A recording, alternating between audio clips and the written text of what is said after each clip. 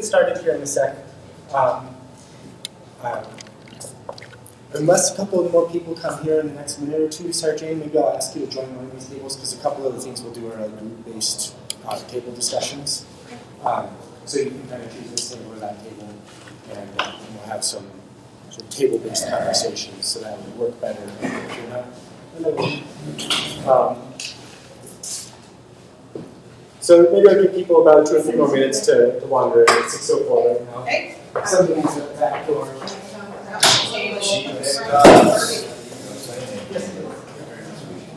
What? This now is cool table. You told us. So this now is cool table. So join one of the tables that has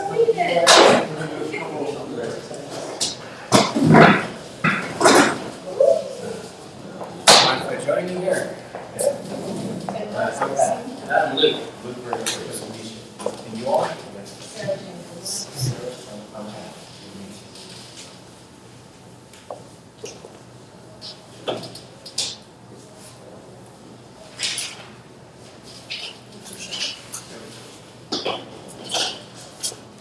So, hey, thank you guys for coming. Many of you I'm familiar with, some of you guys I have not met yet. My name is Sky Tallman. I'm the new city planner for the city of Trinidad, and I moved up here about 3 months ago from Santa Fe, New Mexico. So I'm still a newcomer to town, still getting to know the community here and what its interests are, what it's like, how it sees itself. And a big part of this public outreach is to really start a conversation about housing and about how the city can make it easier to create new housing. And we're taking 3 approaches to this. So one approach is we're working with the Southern Colorado Economic Development District to do a housing incentives study. And so the SCD, they're working with our city council to look at possibilities for incentives for housing. We're going to be reaching out to you guys pretty soon to do a joint work session with the county to think about maybe regional approaches, maybe regional housing authority, or other ways to look at housing beyond the city limits as maybe possibilities for collaboration. So we probably haven't reached out to you yet, but we will be soon. If you haven't already been contacted there. This is one of our county commissioners, if you haven't met him.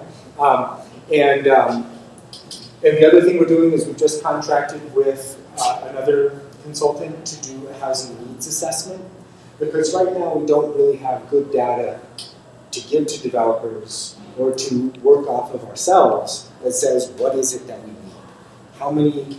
What's the demand for 1-bedroom, 2-bedroom, 3-bedroom houses? What is the demand for housing at different price points? We're not really sure. So we're working with a consultant to get good data on that so we can really reliably say, we need 100 units at this size at this price point, or however many units. So that's very important. And the third prong of our approach is what we're talking about tonight, which is how can we use our land use code to remove some barriers to building housing. And so what's on the agenda tonight are a couple of activities, and these are meant to give me some information about how you think about your neighborhoods, what you value in your neighborhoods. A lot of, and I think that'll be kind of fun, but also very informative for me. So they're not just silly activities. I think they'll give me some good data. I'll talk to you about what I've been hearing from the community. As the new city planner, people are coming into my office just about every week and sitting down and saying, hey, let me tell you what I'd like to do, and tell me what you think about it. And so some of that feedback is here, and some of you guys may have had your own experiences, so you can chime in and contribute to that as well. And then we'll look at the ways that zoning codes could potentially impact the ability to build housing. And there's not that many ways. We have a 217-page long land use code, and only some of those parts of that code really affect housing. affect the ability to build housing. So a lot of that's really not on the table tonight. But some of it is, right? Some of it is worth discussing. So what we're gonna do tonight is I'm gonna give you a criticism of what we've got in our code. I'm gonna give you maybe a way of thinking about, or maybe give you some questions to think about how we think about our land use code. But what I'm not gonna do is tell you what the city's gonna do, right? We're not there yet. That's still coming. I am still gathering data from the community survey. So many of you have probably seen this. This is probably why you're here, is that you saw this either in your mail or on our social media or posted around town. So wherever you saw it, it's probably why you're here. But if you haven't taken the survey yet, please do take it after the meeting. And if you need a paper copy for yourself or for someone you know, I have some of those available as well. And anyway, so as a planner, I've come to Trinidad and I've started looking at our land use code, and I thought, well, I think there are some ways that we could improve our code to make it easier to build housing. And I think when I say improve, I think we could also bring our code more in line with what I suspect are probably the values of our community. But since I'm new to the community, I don't really know what those are. So that's why I'm asking. Saying, hey, what is it that we value, and how should we proceed? So my intention is to take the information that I've received from the community on what people do value and try and connect that to potential proposals. And not just the good ideas from Santa Fe. Right? I want to make these good ideas from Trinidad, connect them to the community. So let's go real quick around the room and just say who you are and what brought you here tonight. You know, one or two sentences. What's your interest, or what brought you here to the table? Maybe we'll start with you. Bart Bachman. We opened a new Keller Williams office on the corner of Commercial and Church. We just feel being involved in real estate, we should know everything there is to know about the community and the codes and the zoning and everything going on. Excellent. Ken Torres, just concerned about the future of Trinidad and how it's going to grow with housing shortage. Okay. My name's Jared, and I'm just interested in historic preservation. Okay. And I'll introduce my two colleagues here. This is Chris Hall. She works under me at the city. She is our planning assistant, our planning administrator. So if you've got a land use application, or if you're trying to do something on your land, probably the first person you'll talk to is Chris. And if you're going to build something, probably the first person you'll talk to is Victor. This is Victor Gutierrez, and he works at our building department. And if you have been doing things with land here in town, you probably already know Victor. He's been with us for a while. So these are my two wonderful colleagues. I'm Sarah Jane Rubelet. I'm a homeowner. My husband and I lived in the same home for 23 years here in town. I'm concerned about, I thought we were going to do more to preserve the historic district. Mm-hmm. My husband currently is the assistant city attorney for Santa Fe for historic preservation. Okay. So, interestingly enough, you came from Santa Fe. And I'm concerned about how the building and changes could affect all of us who've been property owners for a very long time. I feel that we should be protected. Yes. Thank you. I'm Connie Hass. I'm just here for information. We don't live very far outside of town, so. Mm-hmm. Tony Hass, information is gold, right? Absolutely. County Commissioner. Yes. Pat Howlett. I have a little tidbits paper that some folks know me here, but I'm running for mayor in town. I've been here 6 years. I was on council, housing development, and housing authority, and mayor of Fraser for a time. So I want to bring some of that experience here. My name is Luke Ray. I do commercial and residential real estate, born and raised, and just curious to see what's going on, what the new ideas are here, and obviously want to see things be preserved, but also encourage the growth in the right way. They're excited about it. And do we have anyone online who can either introduce himself with sound or by typing in? Hello. We might have to repeat what they say if the speakers are very loud.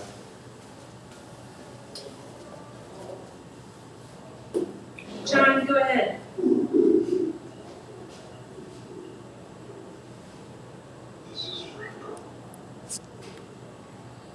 Go ahead, Franco.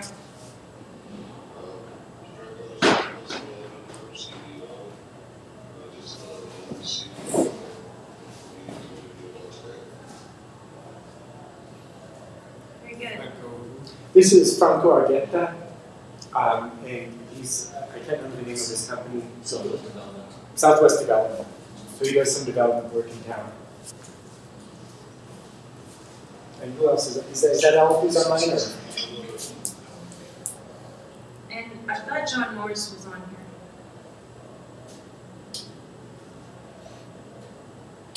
But there's a,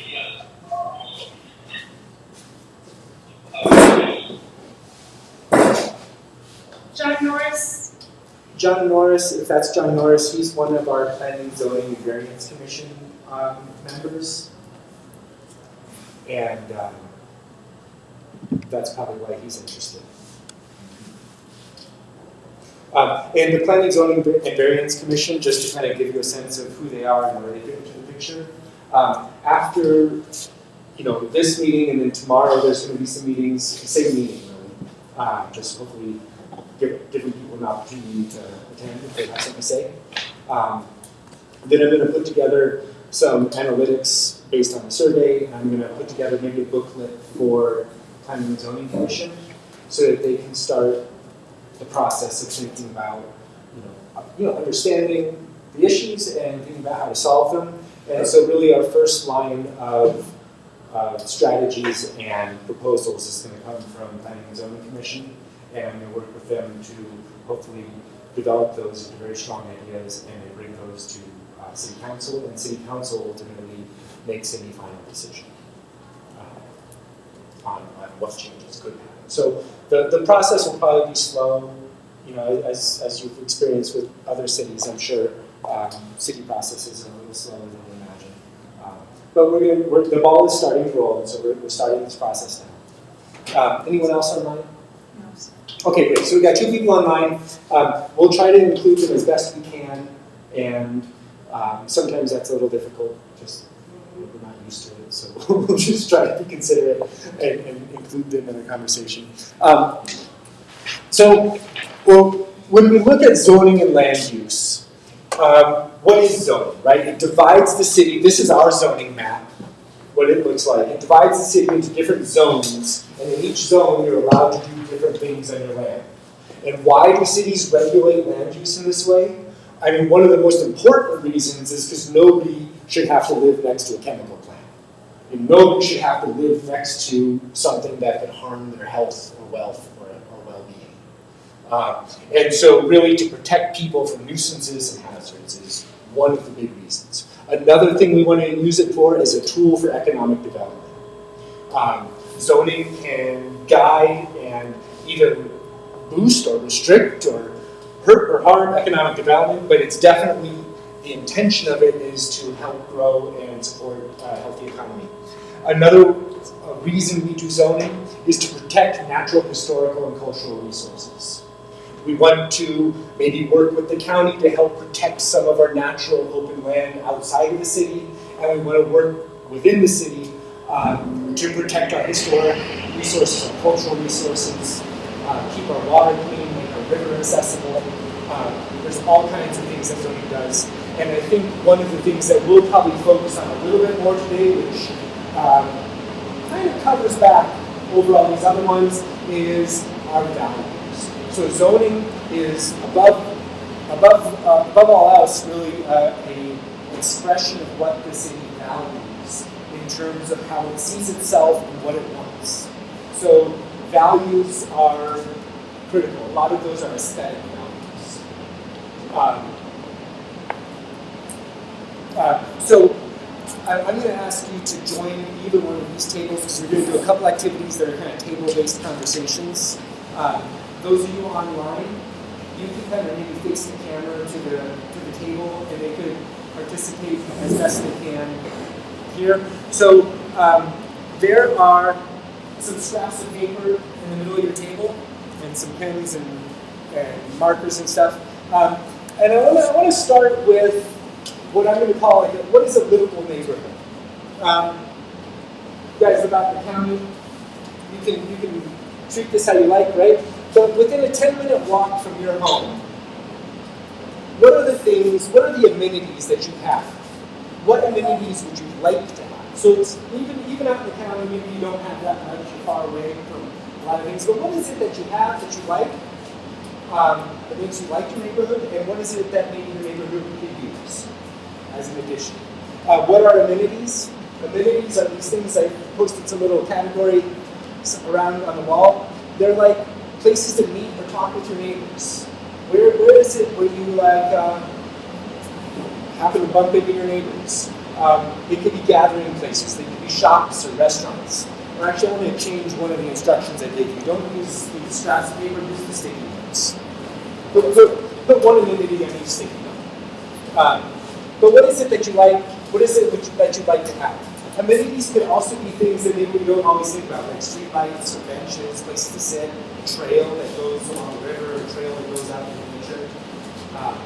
It doesn't have to be urban stuff. It could be your sidewalk, it could be street trees, it could be parks, it could be a community center, a place to go play tennis or sports. Just about anything could be an amenity. Something that's installed, something man-made, makes it a place nice. It could be the historic nature of your neighborhood, the historic value, the historical, whatever that is for you, right? Usually we stuck on the walls. Yeah, we'll do that in a minute. But first we'll just kind of write down as many as you can think of, whatever comes to mind, and then we'll share those at our tables.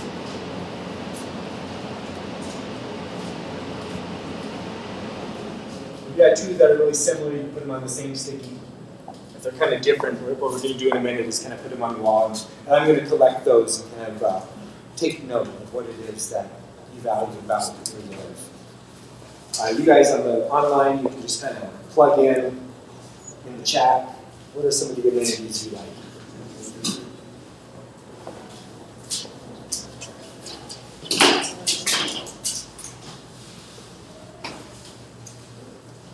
My gutter is only walking distance from my house. That sounds dangerous. That's important.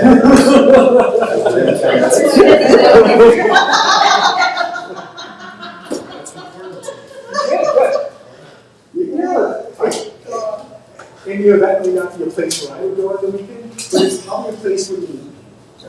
You go there and you're like, hey Joe, how's it going? Right? And that's important in your neighborhoods, having those places that are out of the home.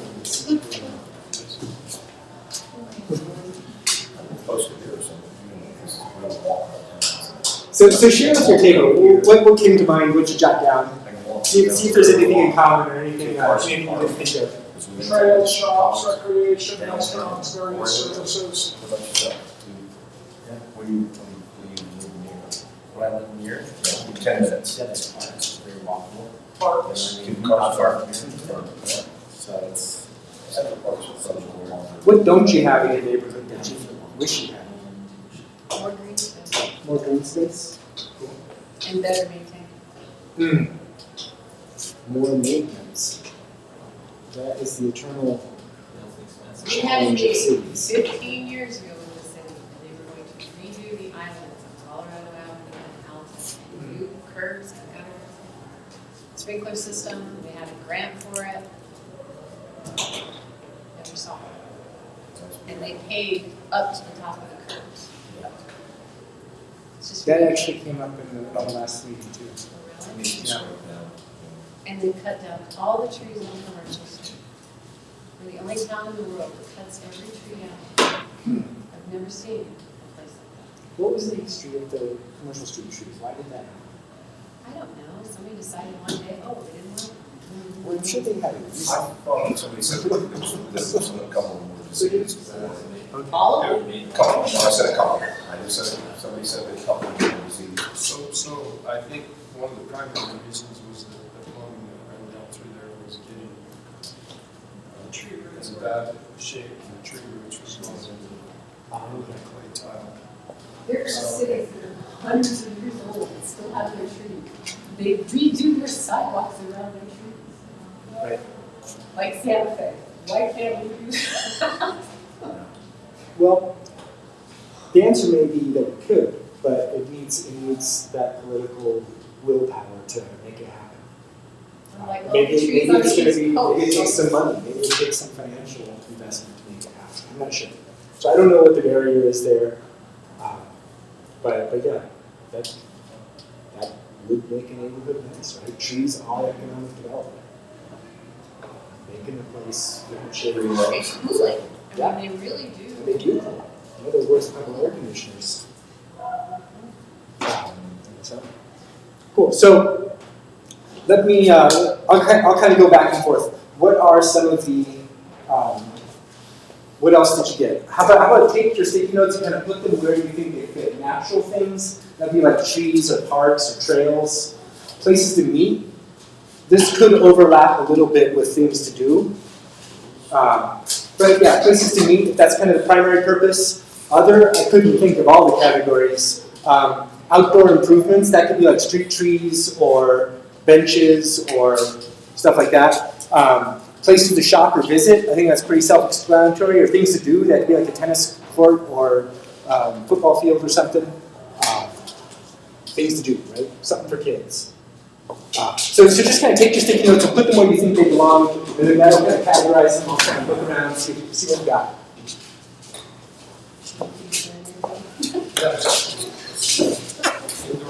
And then we'll do one other activity, and then we'll do a couple slides, and then one more after that, and then we'll look around. Yeah, there we go.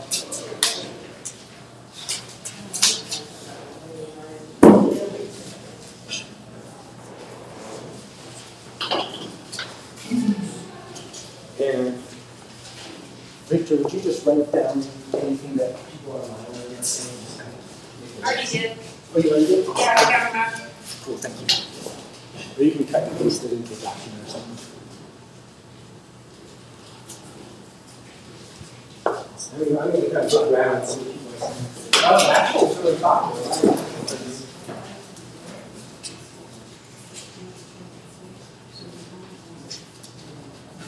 Cool.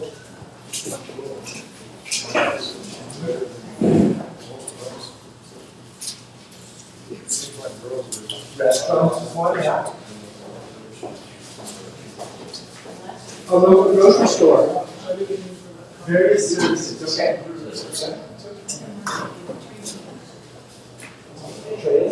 Oh, no. That was perfect. That's the problem sometimes with that stuff, you know? The building's her husband put together, that wow. What's that? That building. I just You know, the courthouse is a thing to do, makes me wonder.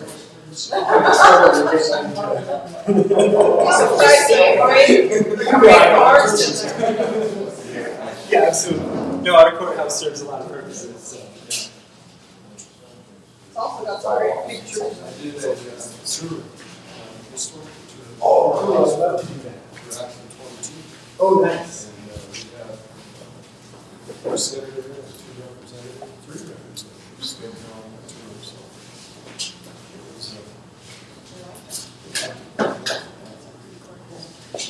So I saw over here one person put restaurants up. How many of you guys would like to see a restaurant in your neighborhood? Would that be like a welcome thing in your neighborhood? Yeah. All right. Well, I think there's something on I-25 this Well, I side. think it's not a matter of yes or no, it's a matter of where and how. Well, the commercial building right here on Pine and Nevada, This neighborhood, right? right? I mean, you could have, it already was commercial, it's conducive to the area. It's the old, the Eagles building. I understand there's gonna be a coffee shop in there anyway, and yeah, I'd like to have a coffee shop or something on this side. And meet with my neighbors and take a walk around and hang out there for a little bit rather than having to go into town.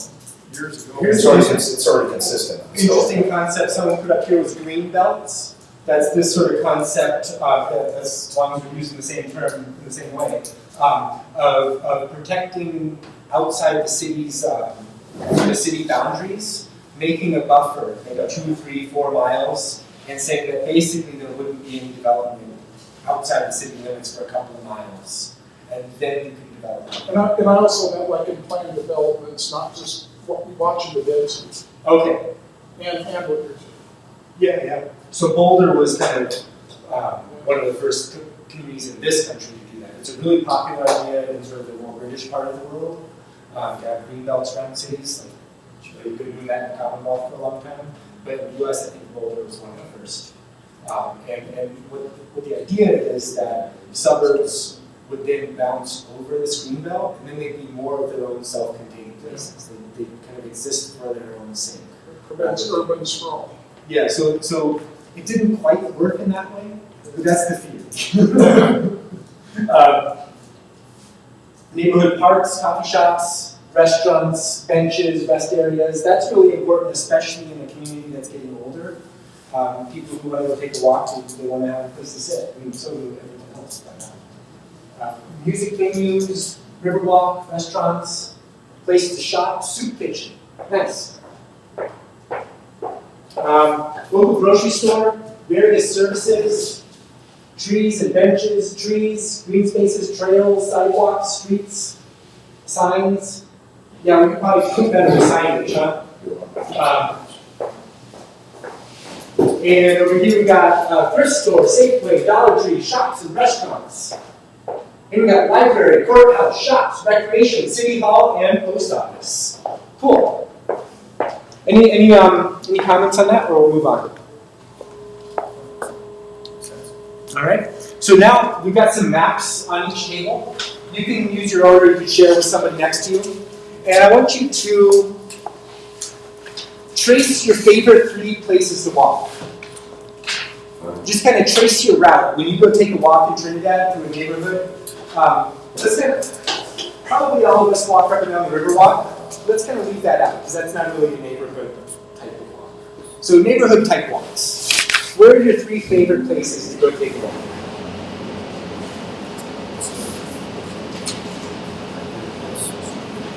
And just kind of trace the route. Where do you start? Which streets do you go down?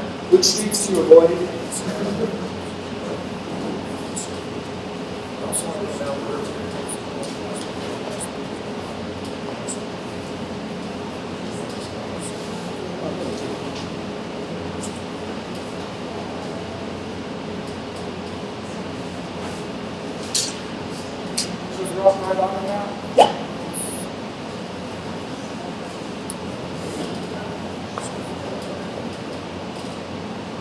If you have a 4th route that you really, really like, you can include that.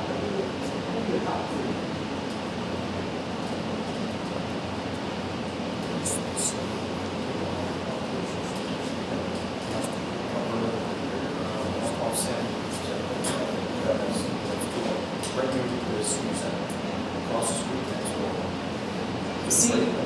See at your table, look at other people's maps. Did anybody choose the same routes? And maybe online, just say, like, where's your maybe a couple of blocks that you're ready for the start?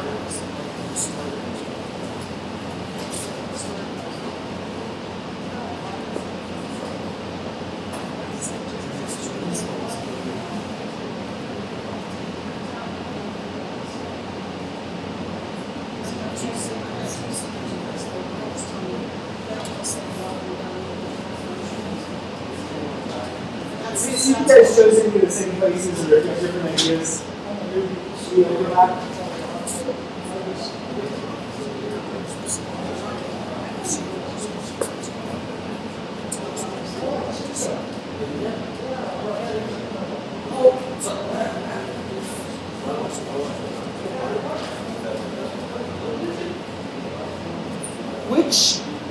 Decide at your table which person chose a walk. Maybe it's not all of your favorites, but that's very interesting.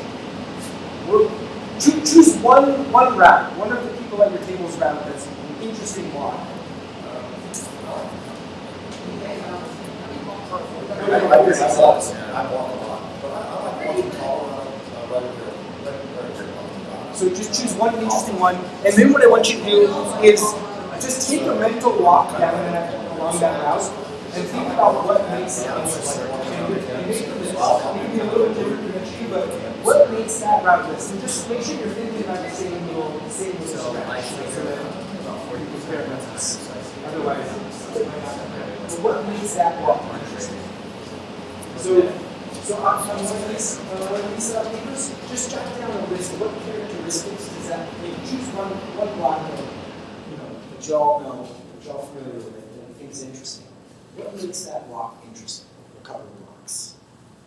I like walking downtown too, for the same reason. What makes it interesting? It's Just like list of characteristics, it just jumps out. Historical buildings.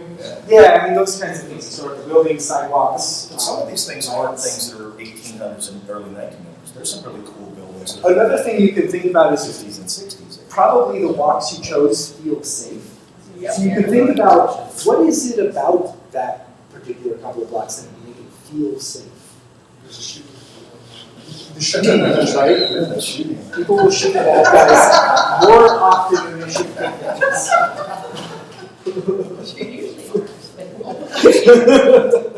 We know that. Where do you feel most safe walking?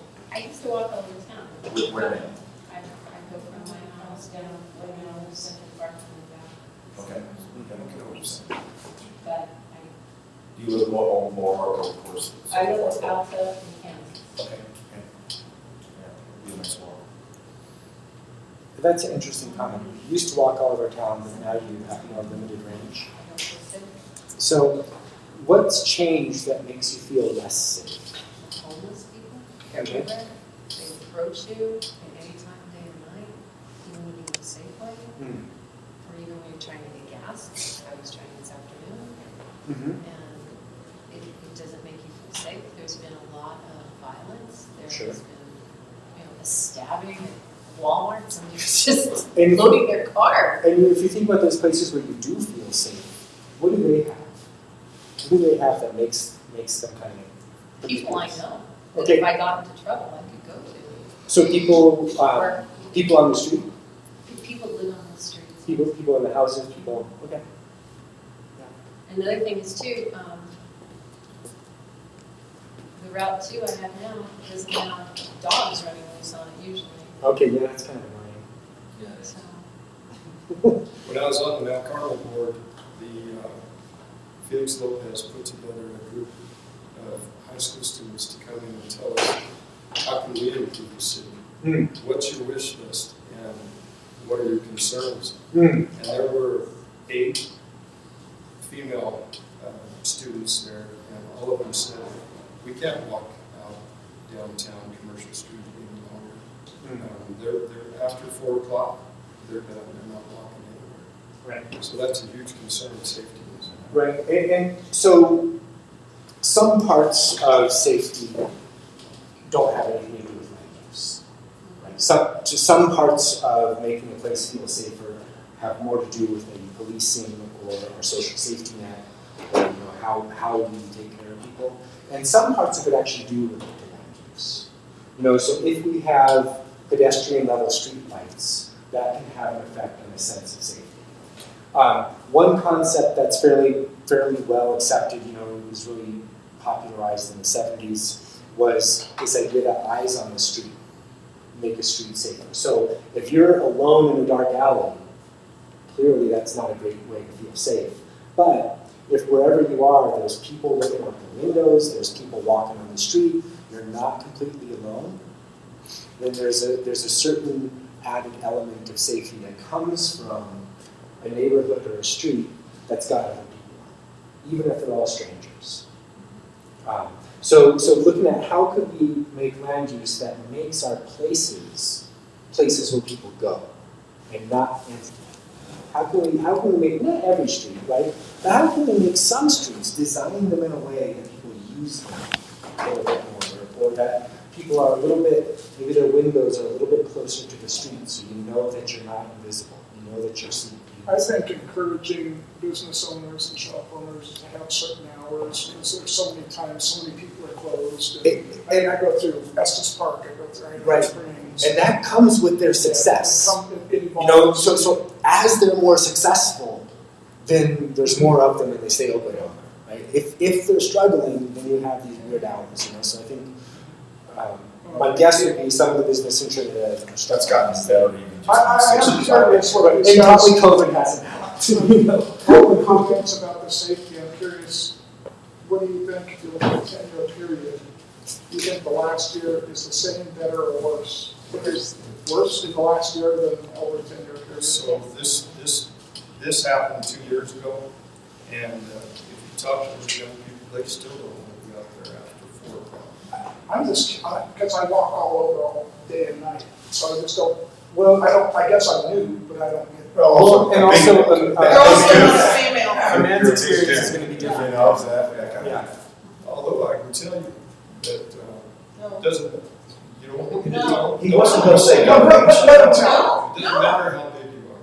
No. I can tell you that right now. Yeah, but a sense of safety is a gendered experience. for some people. Right. Yes. So if there are notes or if that produced a document, I'd be kind of curious.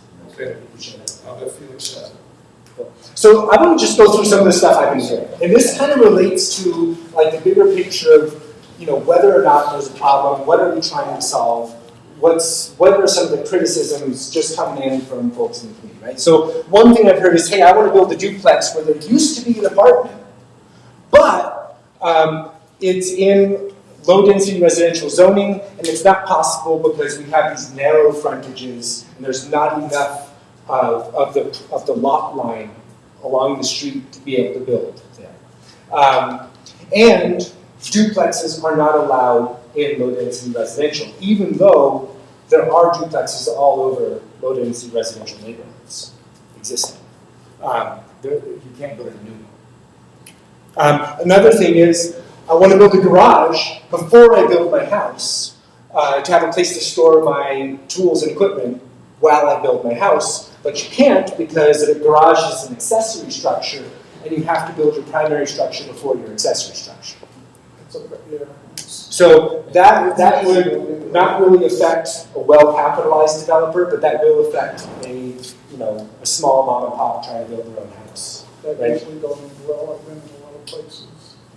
Well, you don't want people living in a garage or some little place on a property without proper plumbing and everything else. And then you're ending up with another house. So during And another, the construction process, people will often bring either like a storage container or something like that onto the property to put their tools and equipment while they're constructing. It's not necessarily a place to live while you're building a house. It's a place to put stuff so it doesn't get stolen when you go home at night. well, people have said too, oh, well, I'm just gonna bring a camper and I'm gonna live in the camper while I work on this house. I mean, So yeah, I mean that's probably something that's a little different from this. Yeah, I'm what I'm going to describing describe here. differently than that. That's just somebody who wants to put the garage there, they're not gonna live there, they're not there at night, they just wanna do that. So this isn't a living situation. This is just the order in which you build your house is regulated by our zoning. Well, if we go back to the apartment and duplex, I don't think that's fair too, to developed areas that have been for a long term. Over here on Tillotson, years and years and years ago, they put in 2 single wide roof homes. Mhm. Place went crazy. They finally agreed, okay, once they are vacant, they would be taken away. I believe it's just a crummy area right now. Okay. It's in the 700 block of Tillotson. And that wasn't supposed to happen.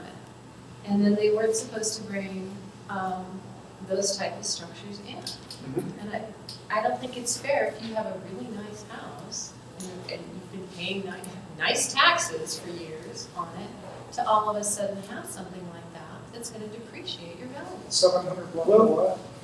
Go ahead. 700 block of Tillotson? Can I ask just follow up on that, because I'm really interested in that.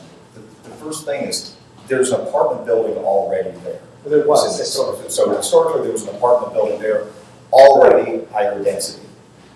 So the neighborhood already had that, historically, it was high density and more people lived there. Let's say it's one of the crumbling down buildings that truly is an eyesore, you would be not for somebody to be able to come in there, tear down the eyesore building, maybe it's more one of the derelict buildings, we have a lot of those around, and you wouldn't want them, because my understanding is they could put another apartment building up there as long as they follow the same, because it would be grandfathered in. So would you be against that? Yes, because it's not grandfathered. Yes, it is. Totally No, actually it is. No, if they built on exactly the same footprint. It is. They can rebuild what was there. So that's the reality. But it's, they want to do something a little bit different. But look Actually, at all something the nice. empty building upstairs in downtown Trinidad. Even Holy Trinity School. We have all these buildings with all these upstairs areas that could be apartments. Well, that's Why what I- can't these apartments be down there? That's- Why do they have to rebuild it in a residential area? Well, okay, I'm just saying And that's. where are we talking about? Because I can't think of one apartment. This was a project on Nevada Street. Anyway, so another one is I want to build an ADU, which is an additional dwelling unit in my backyard. Which, but I can't because the primary house is only 1,200 square feet, and the ADU must be at most 40% the size of the primary and a minimum of 800 square feet, 850 square feet. So the minimum size of a primary dwelling unit to even be eligible for an ADU is over 2,100 square feet. So the ADUs were something in our comprehensive plan. That was this idea for promoting infill, where people who have extra space on their lot, or an ADU doesn't even have to be an extra building. It could be you convert your basement into a dwelling unit where you put some interior walls in your house. That could also be another kind of ADU. So it could be a garage that gets converted, or it could be a new construction, extra building. Same address, same So address. ADU can be a number of things. Colloquially, we call them like mother-in-law cottages or things like that. Granny flats. You know, that's kind of what we refer to them. So that's what we'll use that acronym a couple times here over the night. That's what an ADU is. Well, the city changed their code on August 14, 2020. Mm-hmm. And first of all, I don't think it was very fair. Everything was on Zoom.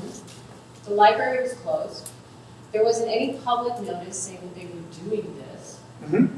And to allow ADUs. Right. So various. And ADUs were kind of almost not allowed the way the code was written.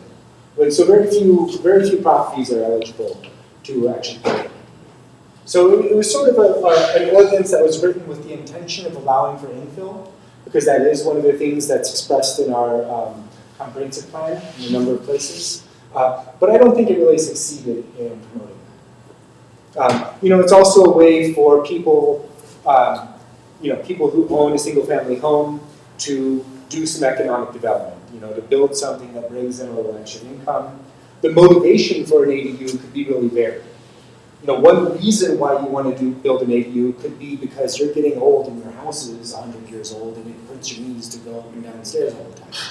So the reason you want to build an ADU might just be because you want an easier, modern house. Mom and dad can live in a smaller unit, and Right. family can live in a That's not bigger unit. Well, that's one appropriate possible. zoning, though. I Yeah. mean, because then, no, it's not. Because So that's, I'm gonna not have an argument right now. Like whether it's an appropriate zoning or not is kind of the conversation we're having. Is what are the rules that we'd like to see for our community? Not necessarily what are the rules that we have and how should we follow them, but how could we change them to improve our community and allow people to improve the value of their property, right? And so an ADU doesn't have a huge impact on the neighborhood. It doesn't change the intensity of development very much at a neighborhood level. It does give people a little bit more density at a neighborhood level, not much. Adding one person or one family isn't necessarily a huge impact on the neighborhood level. But it could make a big difference for a person who has a small amount to invest. And they want to invest in their land, have either some rental income, have a place for their kids to live. It could be motivated by multi-generational housing. And if it's multi-generational and you want a place either for yourself or your kids to move into, you might not want something that's tiny. You might want just a regular other second house. And that's not the way it's written right now. So right now, depending on your motivation, if you just want a small place to do as a rental, you know, you could build a small house if you already have a very large house. So that's just the criticism of what we have. It's not about what we should do, but it's definitely a criticism. But You know, what you're seeing in Trinidad is people from out of town becoming slumlords. There is a house in the 800 block of Colorado Avenue, and there must be 25 people living. Well, And those, this the are old enough. okay. And it wasn't zoned for that. And this person that owns this house lives in Denver. They could care less what's going on here. They're getting federal subsidization for this house. And it's not fair to the rest of the neighborhood that it's been, and everybody around there has had all those houses for 20 years. All right. Well, what's fair to a neighborhood is that probably everybody in the neighborhood should have about the same right to increase the value or do something different with their property as anybody else. But this has decreased everybody's value. Is that true? Yes. Well, you know, one reason you might add extra units into a house, build some interior walls, is because it increases your potential to pull rent out. So, I mean, I'm sure they had some thought process in doing that was to maximize their investment. So I'm not sure if that's true at like a real estate economics level. But that's an interesting proposition. Another one is a person in town wants to convert some shipping containers into a studio in his backyard, but he can't because his primary house is small, and he's only allowed to dedicate 20% of his floor area to a home occupation, and accessory structures, which that would be, can be only 75% of the primary structure. So the criticism of that is, does that represent the value that we have, that home occupations have to be very, very limited? Is it more than that? Is it seeing shipping containers pop up? Who here would like to see shipping containers pop up? Whether you like it or not, I mean, if you bring them to a finished building, you'd never guess they're a shipping container. That's an opinion. If you leave them with the exterior that looks like a shipping container, then that's one thing. But I think the way the land use code could deal with that in different ways would be... That's a sales pitch, but I've experienced this in a lot of jurisdictions, and I'm trying to agree with that. Well, what I was going to say is your construction material is one thing that can be regulated. Another thing that can be regulated is design. So if design were emphasized, the construction material maybe becomes less important. If construction material is maybe the focus, and design isn't well done, then you probably run into that problem. So, you know, design could be maybe the critical question as to whether that's a front. A couple more. I want to build 5 modular single-family houses. Increasing the roof pitch from 312 to 512 comes at a cost of $8,000 a year. The roof pitch in the city is 612, but there is one neighborhood here that got a variance for the whole neighborhood. That's fine. So the idea of roof pitch as something that we regulate is one thing that's adding cost to housing rights. I want to build a tiny house on an empty lot, save up for a few years, and then build a full-size house, but I can't because the first unit built is necessarily the primary unit, and it must be larger than accessory units. So that strategy of building up wealth over time isn't allowed. I want to build above the density allowed in the zone. Rezoning will cost at least 2 months, plus $1,400 in review fees, and no guarantee it will be granted. And these are some things that are slightly different, more about the distortions of the labor market from housing. So the construction industry right now is paying about 20% more per worker due to the housing shortage, and that's Trinidad specific. That's not national. And price points for new single-family construction are about $300 to $450 a square foot for single family, and around $200 a square foot for apartments. So our construction costs are much higher than they have been, plus labor costs being higher. The cost of housing is just, the cost of new housing, I should say, is very much a concern. And the mine, and maybe you could verify this, I've heard secondhand that you've lost about 30 employees over the last 3 months due to the housing shortage. That's true. Can I ask you, when you're talking about ADUs, are you talking about, you mentioned a situation where you have an elderly couple that's saying, you can't get up and down the stairs anymore, so you want to build more of a ranch style, so you have more amenities on the one level? Or were you talking about a place with a separate entrance and a separate kitchen where you can put letters and tenants? So I think an ADU would have its own kitchen and its own separate entrance. It would be its own unit. So it wouldn't just be like an extra addition onto a house. So an elderly couple wouldn't be interested in building another kitchen and another entrance, right? I mean, you're not. I don't know why not. Supplemental income. Right, but I mean, you were talking about they're having trouble getting up and down the stairs, so my understanding was they just want to have more floor space on one level. Right? Yeah, so I've just heard from a few elderly people here in town that they don't like their houses because they're old and they hurt their bodies to get around. Okay. You know, and so something modern, probably flat, you know. But there's a difference between an ADU with a separate entrance and a separate kitchen that you're going to rent out to tenants then. Well, so let's say that's your motivation, right? You're just wanting something modern. Maybe it's because you're old, or maybe it's because you're young. Who knows, right? You want a more modern house, right? Maybe something easier to use for whatever your needs are. Maybe you break your leg and you're in a wheelchair, so now you need something different. So you want to build a separate unit and then maybe rent out your old house. This is actually happening. Rather than build a separate unit and rent that unit out, you want to go live in the new one and rent the old one out. It's happened quite a bit up in Fraser, in Grand County, happened in Salida right now. So when mom and dad have a property that law allows them to do it, the zoning and all works, they build a small unit in the back. That's where they move to. It's kitchen, all that stuff, and then they rent out. Well, what I'm saying is that by just calling them ADUs, you're not distinguishing between those two interests. That is, building a separate place to rent out or move so you can rent out the main building. And So just expanding your place so that you have more room on one floor. Yeah, whatever your reason for wanting to do it, you know. The idea is that you have two separate units on the same lot. Okay, right. You know, and whatever the arrangement is, or whatever, who's living in what. But you're definitely talking about increasing the occupancy of that. Yeah, you're adding a unit.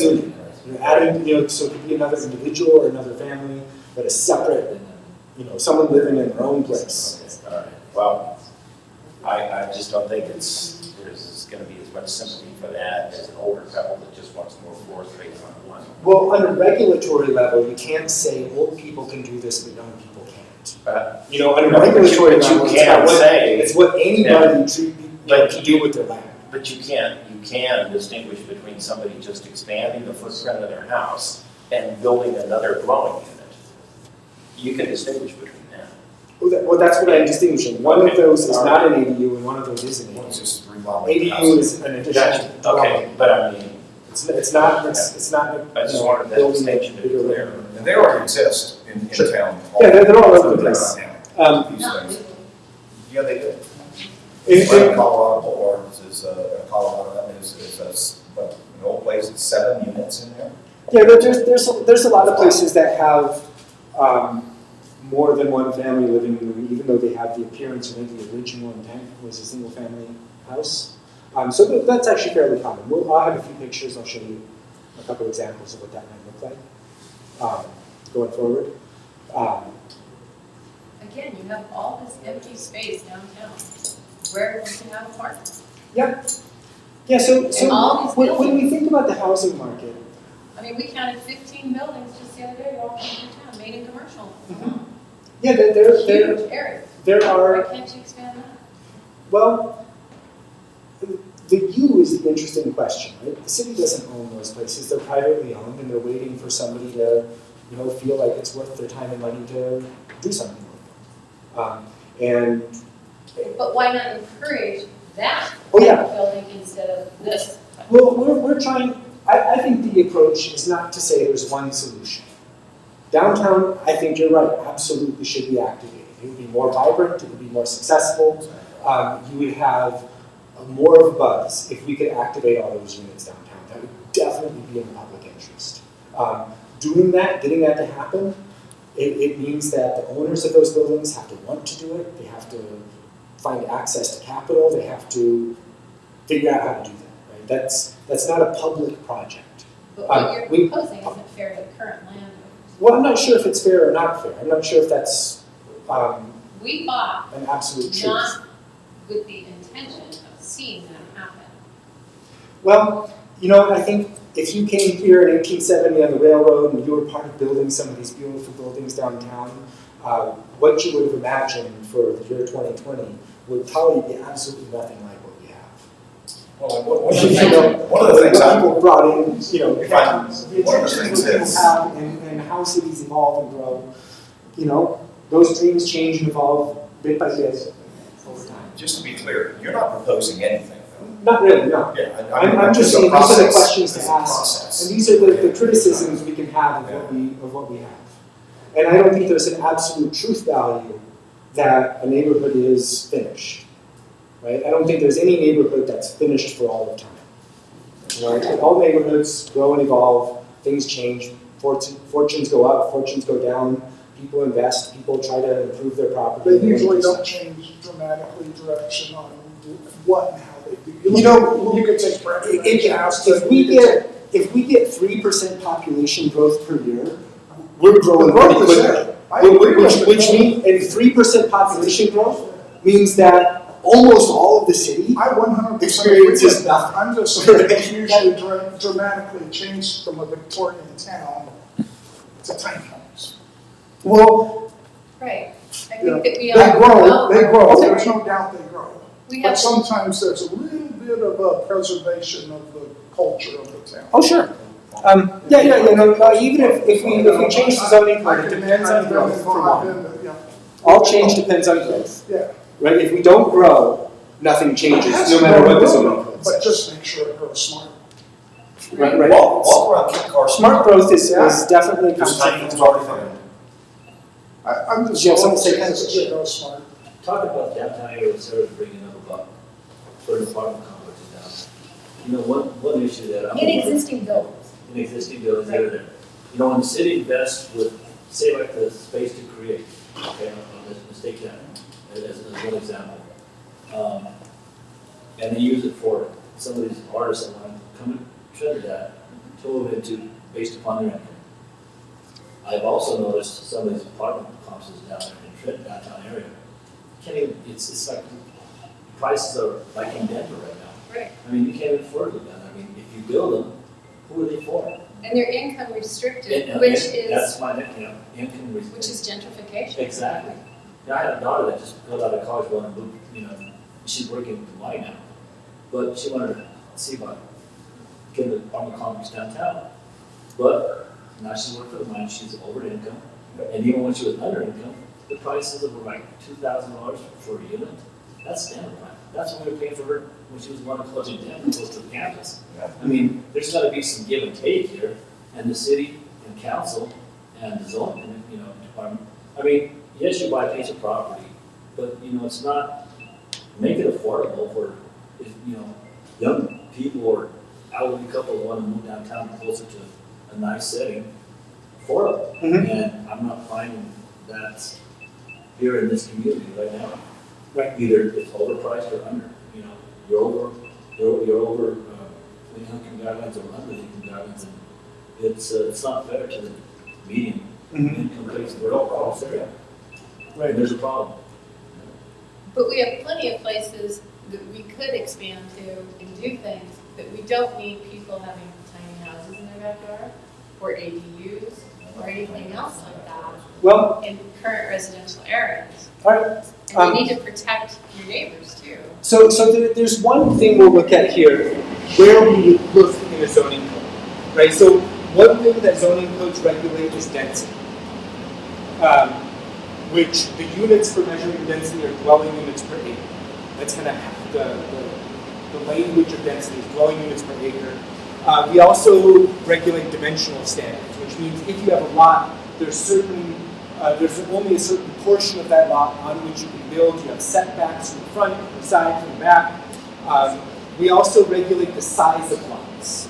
So in Trinidad, if you're in a low-density residential neighborhood, the minimum lot size is 6,000 square feet, right? We also regulate the height of buildings. So height, that's one way of also regulating density or how intense development can be. We also measure lot coverage. Lot coverage has an impact on density. The purpose of it is usually a little bit different. One of the reasons why lot coverage is an important thing to regulate is for stormwater runoff and infiltration. So if all of the water that fell in the rainstorm in Trinidad all went into our storm sewers and onto our streets, we would have great floods every time a little spring happened. So it is important to have some permeable land within neighborhoods distributed around the city. And that helps flood control, helps our storm sewers handle the capacity of the storm. We also regulate what types of houses we can build. Can you build a duplex? Can you build a triplex? Can you build row houses? Can you build apartments? What types of architecture are allowed is another way of regulating both aesthetics and density. It has a big impact on density. Regulating accessory dwelling units, we've talked about that some already. Parking requirements are another way. Those have not that much impact in single-family neighborhoods, but they can have a huge impact on downtowns. And also, another part of the zoning code is the administrative process. If you come, you're ready to build, you've got your money, you've got your crew, is it going to take you a year to get through the process? Is it going to take you a month, 2 months? How long and how much is it going to cost you just to get through all the permissions and permits and everything else? So those are the areas in which we can look to try to stimulate the kind of housing that we want and the kind of housing that we need. So if we look at minimum lot sizes, this is kind of what's in the code right now. So lot sizes and dwelling unit sizes. Low-density residential, minimum lot size is 6,000 square feet. That translates to roughly 50 by 120. Depending on how many bedrooms you have, your house can be between 650 and 900 as a minimum house size. And I can send you this slideshow at the end if you're thinking about taking notes. Medium density is the minimum is 5,000 square feet for your lot for a duplex. But if you're going to do single family attached, your minimum lot size is only 1,500. So the difference between a duplex and a single family attached, I wasn't sure about that when I first read those two. It's like, what is the difference? Single family attached means 3 or more houses. So that could be a triplex or that could be row houses or townhouses. For those, you can use very small lots. The minimum DU size is the same in medium density as it is in low density. High density changes it up a little bit. Your minimum lot size is 2,500 square feet or 1,500 for a duplex and single family attached dwellings. So high density treats single family attached and duplexes as the same thing, or 6,000 for apartments and condos. And here the minimum dwelling unit size drops way down to 400 square feet. So you can have very tiny dwelling units in high-density residential. In historic preservation residential, that's not much of the city. That's only a couple of blocks, really, on the south side of the historic preservation district. Minimum lot size 2,500 square feet. In the other districts, neighborhood services, commercial, industrial, and historic commercial, there's no minimum. And ADUs, your dwelling unit size is 850 square feet. So for an ADU, you have to build much larger than in high-density residential. So that's interesting. And there's a ratio between the primary unit and the ADU. So this is a map of low-density residential in Trinidad. So you can see it covers most of the old city. Most of the neighborhood parts of the old city are low-density residential. And I'm going to go to the next map, which shows you all of the lots in this area that are less than 6,000 square feet. So if you look at a map of the city that we actually live in, there are lots that are very small all over. Almost every block has one lot that's non-conforming. It's less than 6,000 square feet. Here is the same map, I just widened it out, the areas that aren't low-density residential. So you see only low-density residential and less than What year do you 6,000 think square those feet. were plotted? Say again? What year do you think those were plotted? Well, the original town site was platted in like the 1870s.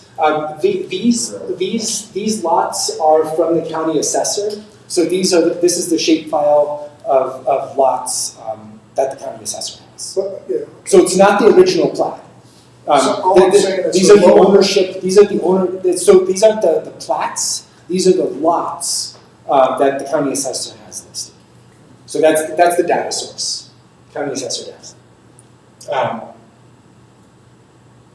And so the county assessor usually updates the data anytime something's sold, or if it's replatted or sold in a different shape, then that's how it gets updated. So you can go to the county assessor's website and kind of click around, and you can find information on any lot in town.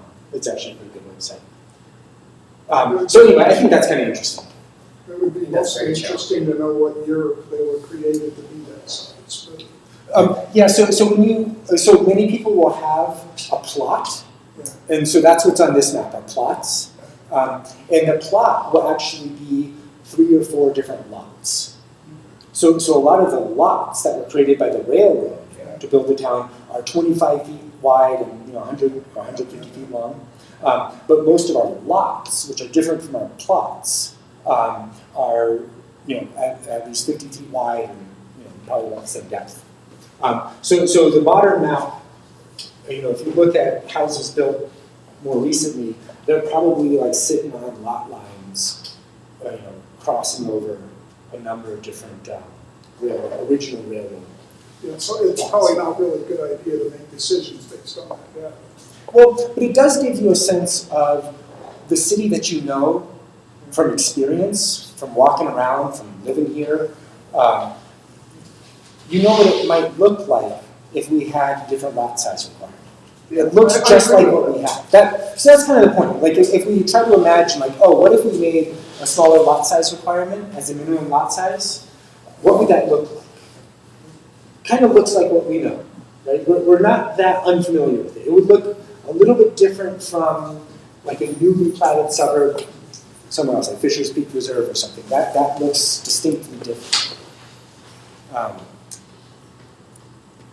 If we look at a map of just the lots that are even less than 4,000 square feet, it's even less. I mean, there's a lot fewer of them, but they're still all over the same. What's the relevancy of that?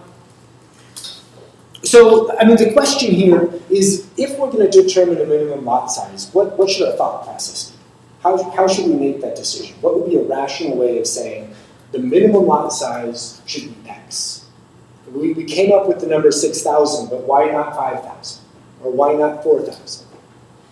Why not? Right? What's the value? What do you think? I think What are people buying? 6,000 square feet is challenging because I the issues that think we're going because there's houses on them right now, and if they want to get any permits for anything or scrape those houses that are already on them, they have to go through the process of variance. Right, so if you want to scrape a crummy old house, I think so, I agree with you. if you want to scrape a crummy old house and replace it with something more valuable, You don't want to do that by shrinking the lot size. well, let's say you want to scrape a crummy old house on a small lot that's already below the minimum size. All you can do is replace it in kind. But you couldn't replace it with something more valuable. You might. Like a newer house is more valuable than an old house, but you couldn't say, hey, I'm going to do something different or better with this lot. You could say, I'm going to do exactly the same thing with this lot, which might not be worth your investment. That might be a low value investment to take down a 5,000 square foot I was house. just saying the same thing. It's Sorry to. no worries about my pressure. I apologize. So we look at this little map of a part of Trinidad Second Street and Ash.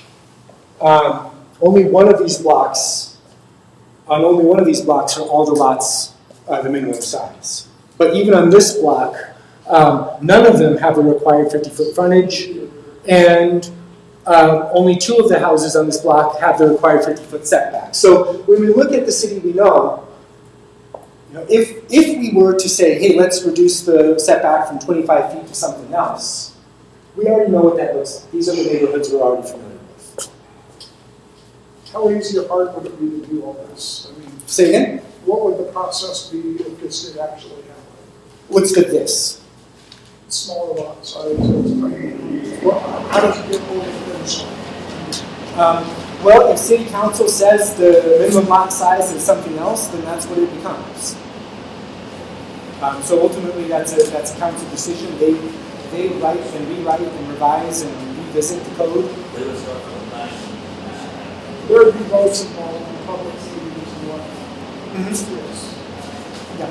So I want to do one more activity. So take one of these scraps of paper you got on your table, and that scrap of paper is a lot that you've just inherited. So you have just got a call from some unknown lawyer that you just inherited a lot, and you inherited a lot of money. All right. So this scrap of paper is your lot, and I want you to think. Now that you've got money and a lot, you got free land, free money. Do something with this parcel that would maximize your investment. Your parcel is the size of your piece of paper, and I want you to decide how big it is. Just put some measurements on the edge. Well, I mean, he's saying, This is just an activity. It's more to make a point. It's not to actually develop a piece of land. It's just to think about the development process, right? So think about what you want to do on this land. The only rule is you can't piss off your neighbors. You're in a neighborhood. You can do whatever you want. There's no rules, but you got to do something that you think wouldn't piss your neighbors off. So this an LDR? Yeah, let's say you're an LDR and you want to do something, and you want to just maybe you want to push the envelope a little bit to get the biggest bang for your buck, but you don't really want to piss your neighbors off. Well, if you think that would piss your neighbors off, so I'll let you decide what your neighbors will be pissed off about. Right? So you decide. So just draw. So for this exercise, anything goes, whatever, as long as you think it wouldn't piss your neighbors off. For this exercise, we could be in any town in USA, not necessarily Trinidad. So you can think about what might piss Trinidad off. No location. No specific location. Yeah, just in some neighborhood in Trinidad. Okay. Some average neighborhood. Okay.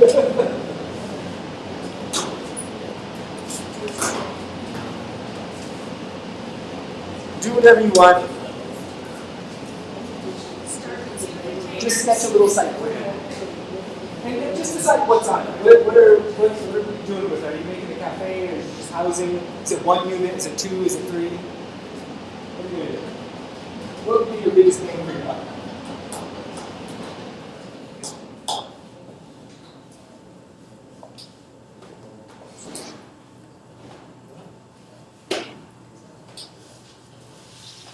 Something you've always wanted to do, perhaps.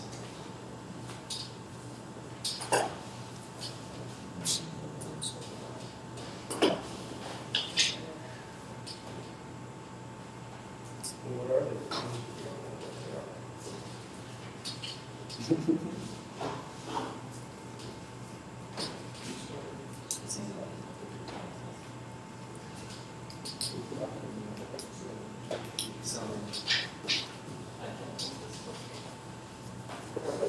Design your neighborhood.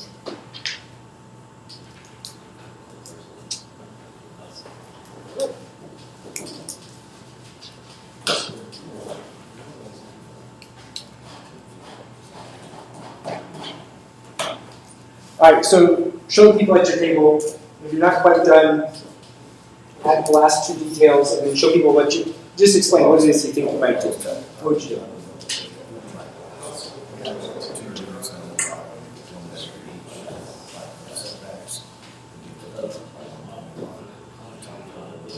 Yes, it might be. know. Would you so, go T trailers in the and back it's so you about- can have a porch in there and live over your neighborhood? She used to always garages. I know that right there.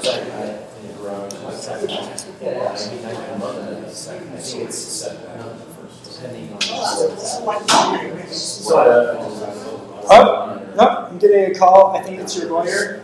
Oh, your lawyer's on the phone. Oh, it turns out that this piece of property you just inherited, it's only 25 by 150. Oh, sorry. Oh, yeah. Oh, and it's in LDR, so we got to add some setbacks to it. So let's take a new piece of paper. Let's try and put our same idea on a new piece of paper. Well, yours will be fine. And this is about the proportions you want to do.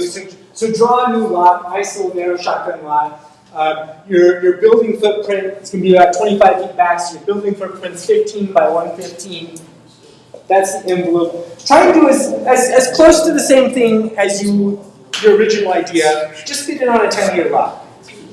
Your goal is still to maximize your investments. You still want to do something great with this. I gotta be honest, I wouldn't touch it.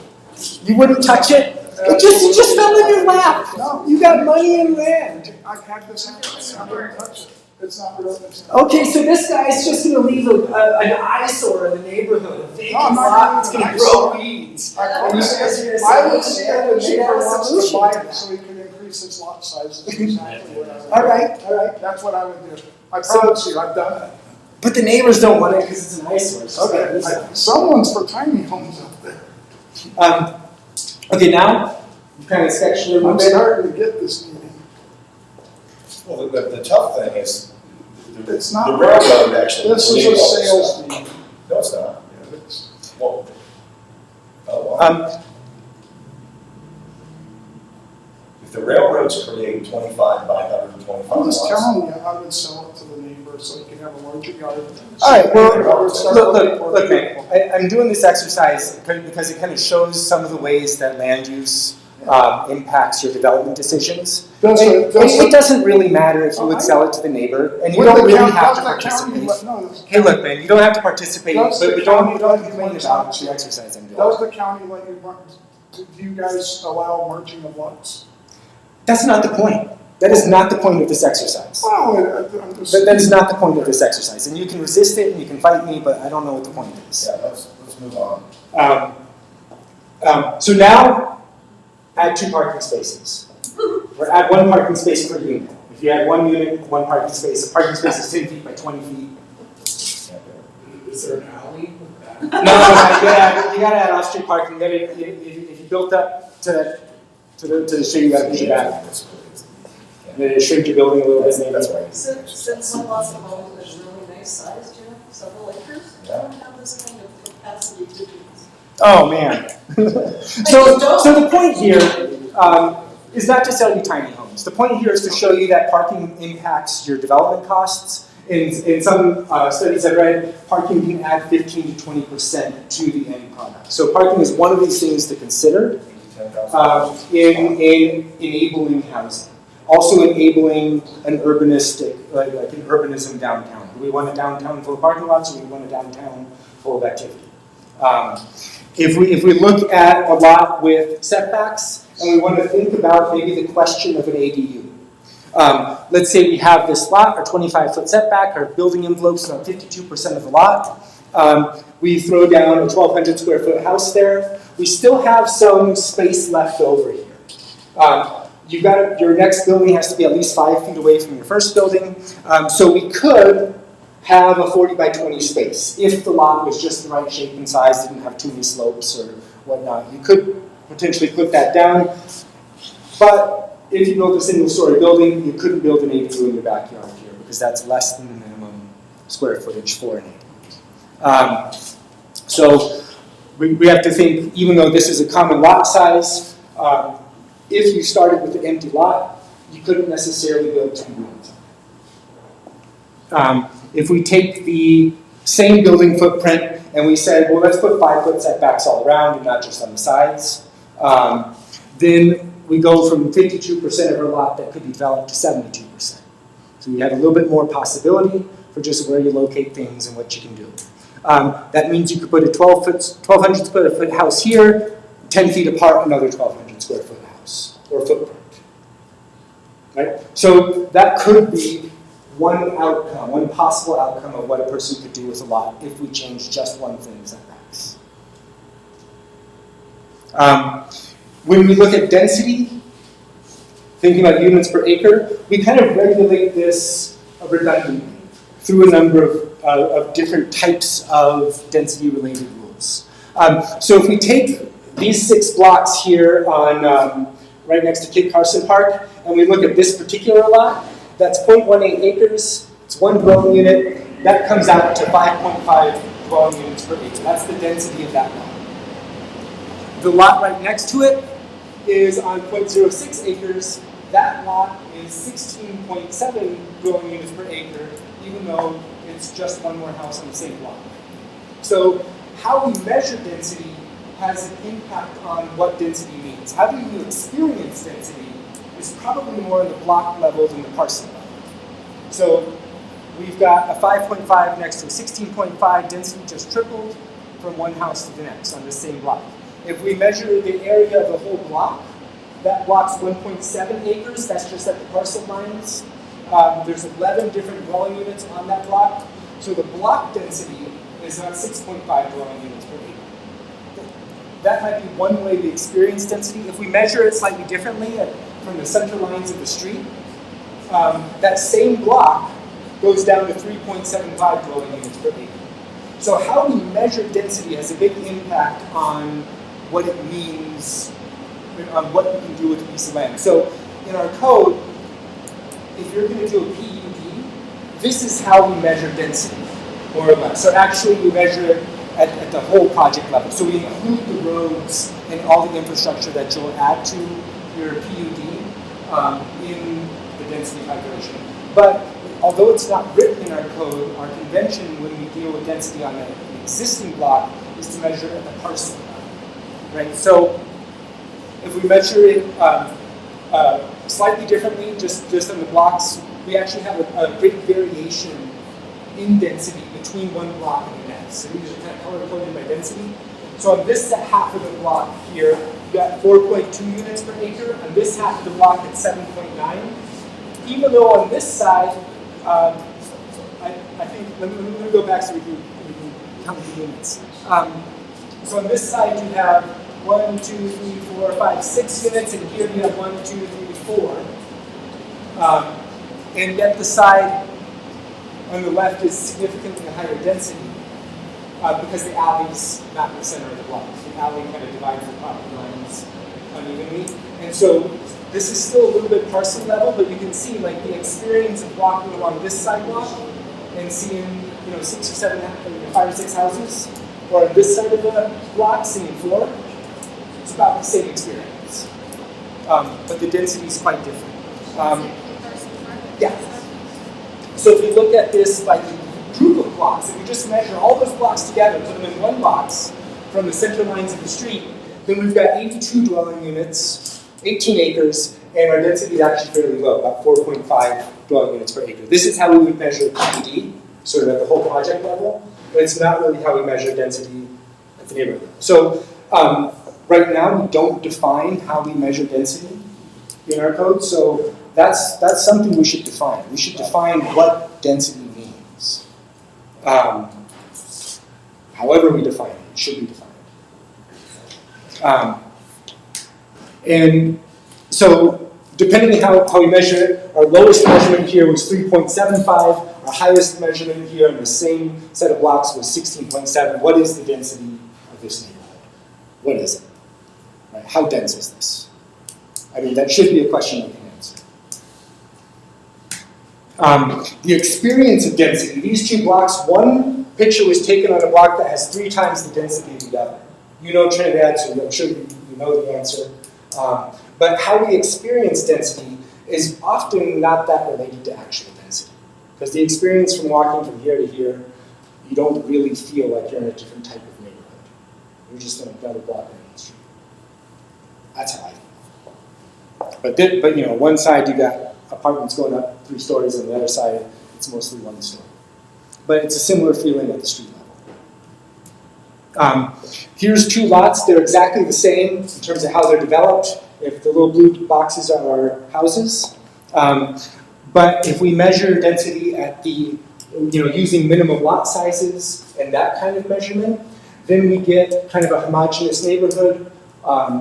Probably people of this, if we look at actual Trinidad, old Trinidad, we've gone through booms and busts, and people have had great fortunes and lost them. And so, who lives next to each other is pretty mixed throughout Trinidad. But if it's a new development, these people are all going to have about the same income level. It's not going to necessarily be a mixed income community. This one might have more possibilities, drawing the lot lines differently, that you could have wealthier people living next to less wealthy people. So, as we measure at the block level, we got the same density here. We said we're going to have 4 units per this area. These are 2 ways of doing it, but this might make a more interesting community, maybe a more equitable community. In our zoning code, we do have this intent. It's not necessarily carried out in the regulation, but the intent is already written in our code in section 1420. It says the intent of subdivisions is to provide a variety of lot sizes and housing types throughout the city. So that's already written in our code. I'm not sure, it's not really imposed on us. We don't have to do that. Here are an example of tiny lots. These lots are about 2,500 square feet, much smaller than the minimum allowed lots. This is some of those lots that are on that red, marked red there on those maps earlier. This one, from outside, I don't know what it looks like inside. From outside, it doesn't look like it's in very great condition. But you couldn't knock it down and replace it with something that's much higher value. You could replace it with another 500 square foot house. And who's going to do new construction at $300 a square foot for a 500 square foot house? I don't know. You're probably going to wait for your neighbor to buy it, right? So one way that we limit ourselves, our zoning code almost creates a context for dilapidation, because it would be difficult to do something more of higher value with that lot. It would just be difficult. Not impossible, but Is that Baca? that is, I'm not sure if it's Baca or not. It's right across from Kid Carson Park. It's on this street, just a little bit off the map. This is that same neighborhood we were looking at. These are all the lots that are below 6,000 square feet. So it's an interesting neighborhood, right? In this neighborhood, I don't know if anyone here lives there, but we've all gone there, we've all walked through. It's a nice neighborhood. It's not one of those neighborhoods where I think we think of as like, oh no, let's not do this again. Right? It's kind of good neighborhoods, typical Trinidad. Even Colorado Avenue has a bunch of lots that are below the minimum 6,000. So even Colorado has quite a few undersized lots. Not a lot. Colorado is known for its bigger, more impressive architecture, bigger lots. And there's a lot of houses on Colorado that have less than 2,500 setbacks. So even on one of our more beautiful, elegant, decadent streets, we couldn't repeat that with today's code. This is a picture of Salida. They passed the tiny house ordinance, so back to tiny houses.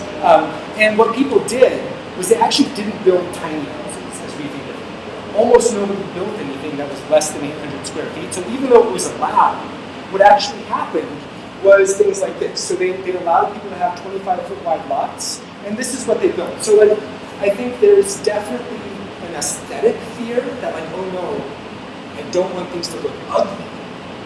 And one risk is that things will look ugly. Right? So maybe the design aspect of our code has to be strong, because I think that's kind of attractive. All of these people are making money on their houses. These people are raising the value of their neighborhoods. Here's another place in Trinidad that could not be built today. None of these houses. The big one couldn't be built because it's built with a 5-foot setback. The little ones couldn't be built because they're also a 5-foot setback. And they're on tiny lots. And they only have 25-foot frontages. And they have no off-street parking. And they're less than the minimum 650 square feet for a one-bedroom house. So none of these could be built today. That's the very top of Commercial Street, I think. But that's what it looks like. These ones were built in the 1890s, and I think this one was built in like the 1910s or so. So yeah, these are old houses. But that's what it might, not necessarily the same style or the same exact look, right? But if our land use code were to reflect what exists in Trinidad, maybe we should allow that. Here's another house. What's the problem with this house? That house could be built because of the setback. And this is an interesting picture, I think, because the setback here is about 10 feet, this one's about 15, and back here is probably 25. But it was further before they expanded the road. Okay. But what you see here is houses right next to each other that have very different setbacks. So you see this diversity of setbacks of houses built just next to each other. So if one house is closer and the next house is further, that's what that looks like. That's what it looks like. These also could be built.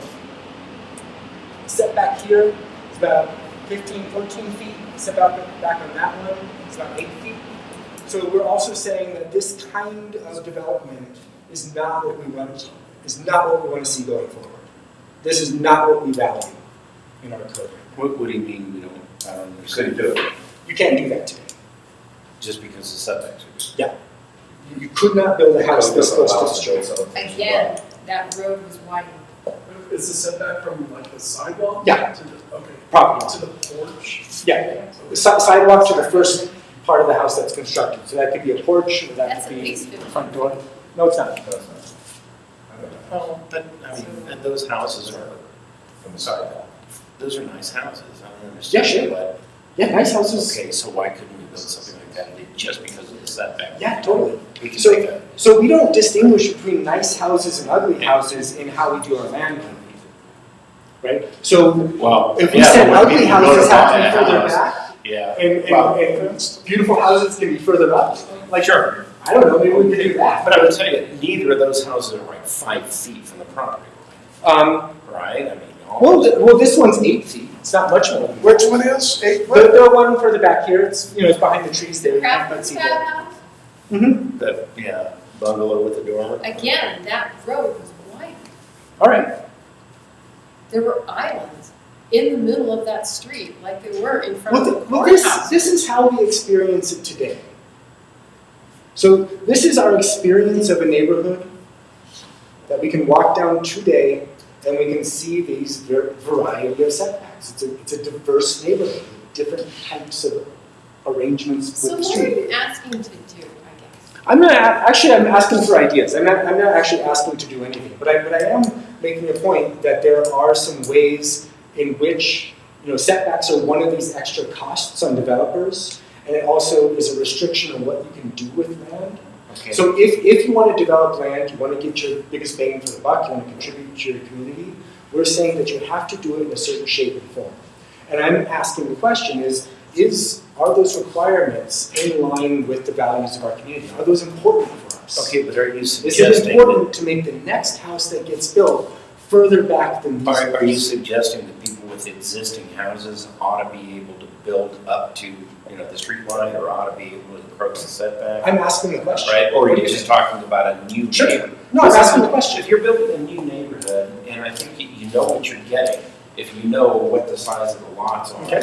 and they're not all developed. But if you buy a house in an existing neighborhood, and there are these setbacks, that you think makes for a prettier street, more grass, right? The idea that the city can come along and change the code, so now everybody can build right up. to Well, the sidewalk, question I think is, ridiculous. does it make for a prettier street? I think it does. That's I mean, fine. are these Yeah, streets right. not pretty? I don't know. I'm telling you, that's what I want, and that's that's what I relied on when I bought the house I live in. Right, you wouldn't want neighbors like these. That Probably house has not. been there forever. But you wouldn't want these guys as Is that neighbors. indicative of every house in town, or is that an extreme? I mean, if I drive through town, It's I already know common. the answer. It's I already common. know the answer. Yeah. That's I mean, just not a neighborhood I would buy a house in. Well, all right. Okay, What- that's all I'm saying, Okay. Oh, my goodness. All right? You had your hand up? So why isn't the setback just what the existing houses already are? Well, that could be one way to look at it, is like the setback on a block is the average setback or the minimum setback. So I mean, I think there's a number of different ways of looking at it. What's being protected by pushing houses back? Is it just aesthetic? Is that just an aesthetic question, or are there other values involved in that kind of decision? Well, with a new neighborhood, yeah, but with an existing neighborhood, it should just be what's already there. Right, Right. I agree, there's two totally different things, a new Right. neighborhood So, versus, like, so- when they so built in a that new neighborhood like- neighborhood up on Stonewall, Uh-huh. okay? They didn't put any drainage in. Hmm. All those houses, okay? There isn't any, there's like gutters, but there's not any drainage.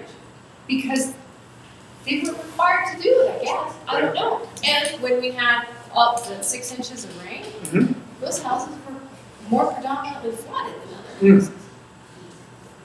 But I think the idea is you know what you're getting if you buy in a neighborhood where there's already been developed.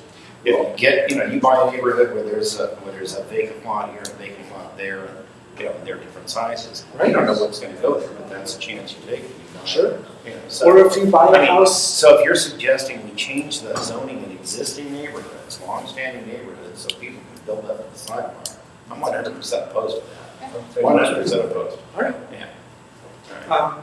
Yeah, and it's like if this in our current code, if the neighbor of either of these houses has let's say a 25-foot setback, and that person wants to build up to the sidewalk or up to a similar, up to 5 or 10 feet from the sidewalk, they can't do it, even though their neighbors have these things that. Well, there have to be some public hearing. So, Yeah, no, I don't know if anybody advocating any of that, though. I have no. Well, I don't, no, again, I went to this one for yesterday, it was an entirely different kind of thing with us. So good the- information. when we look at these houses, these exist in actually a pretty close neighborhood to the one we've been looking at. Neither of these could be built today because they are both duplexes.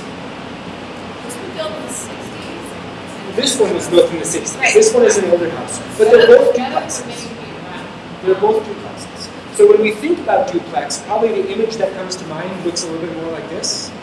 I think that's probably a more common image in our culture. But the image that can also come to mind is this: a house that's been retrofitted, it is now a duplex.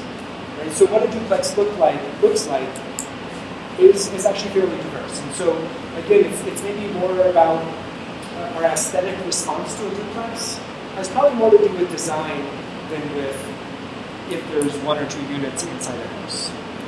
Here's a couple of houses. Again, like this is what a neighborhood looks like where there's varying setbacks.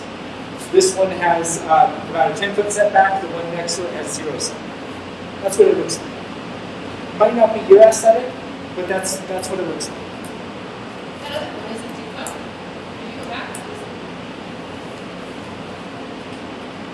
The one where the trash can is, the porch comes out, that's not the code. All right. Because there wasn't any code enforcement. Okay. They just decided to do it. Okay. It's just like people that take a fence and take it all the way up to the sidewalk. You're not supposed to do that. Right. It's supposed to be separate. Here's a couple other examples of very low setbacks. That's what it looks like in a neighborhood. So I'm going to put some quotes up here from our comprehensive plan and from our zoning code. Just some stuff that it says right now, and some critique. So our comprehensive plan, done back in 2017, long before I got here, says that the historic land use pattern is ideal for implementing redevelopment strategies within the city's boundaries. The future land use plan focuses on promoting growth from the city's core while emphasizing redevelopment in established areas. So our comprehensive plan, our guiding document, says that we are trying to encourage growth in established areas, and that means different things to different people, even in this room, I think. And it also says that the historic land use pattern is ideal. What do you guys think about the historic land use pattern? Is it ideal? Is it okay? Is it problematic? What do you think about the historic land use pattern? Old Trinidad. Like I said, just that porch there wasn't code. We haven't had building codes implemented. Right. Old Trinidad is built without zoning. Right. No, I mean, Zoning only came about in the 70s. So most of what we know was built without any zoning code whatsoever. No zoning existed with that. There's something else. That's too. true. If you look at an old house, you can't necessarily assume that they jumped through all the hoops to get a zoning variance. You don't know how that non-compliant. That's true, I have no idea. You don't know, right? So there may have been, some stringent zoning, but for some reason or other, they were able to get around it somehow. Well, the fact is we have a historic land use map that's on the ground. From what period of time are we talking? I mean, I don't understand. I mean, what we had in the So, 1920s. and What do you think this sentence means? The historic land use pattern is ideal for implementing. I don't know. I don't What does that know. mean? What period of history are you talking? Are you talking 1890? Are you talking 1920? Are you talking What 1950? do you think this sentence I don't means? know. I don't know. It's just abstract. Do you think I it don't means know nothing at anything. all? Do you think there is such thing as historic land use It map? leaves open a lot of wiggle room. There's a lot of wiggle room in there. All right. Different people may look at that and draw different How do you look conclusions at it? because I don't know. Okay. I don't know. Are you talking historic 1920? Talking historic 1950? You talking historic 1980? Completely different dynamics affecting the city in those time periods. Okay. And I'm not the author of the sentence, so I'm not talking 50, 80, or Okay, so I'm not criticizing you, but whoever wrote that left a lot of wiggle room. Okay. You know, a lot How of, do you this is think- the plan. How do you think Yes. most people would interpret historic land use of Trinidad? I have no idea.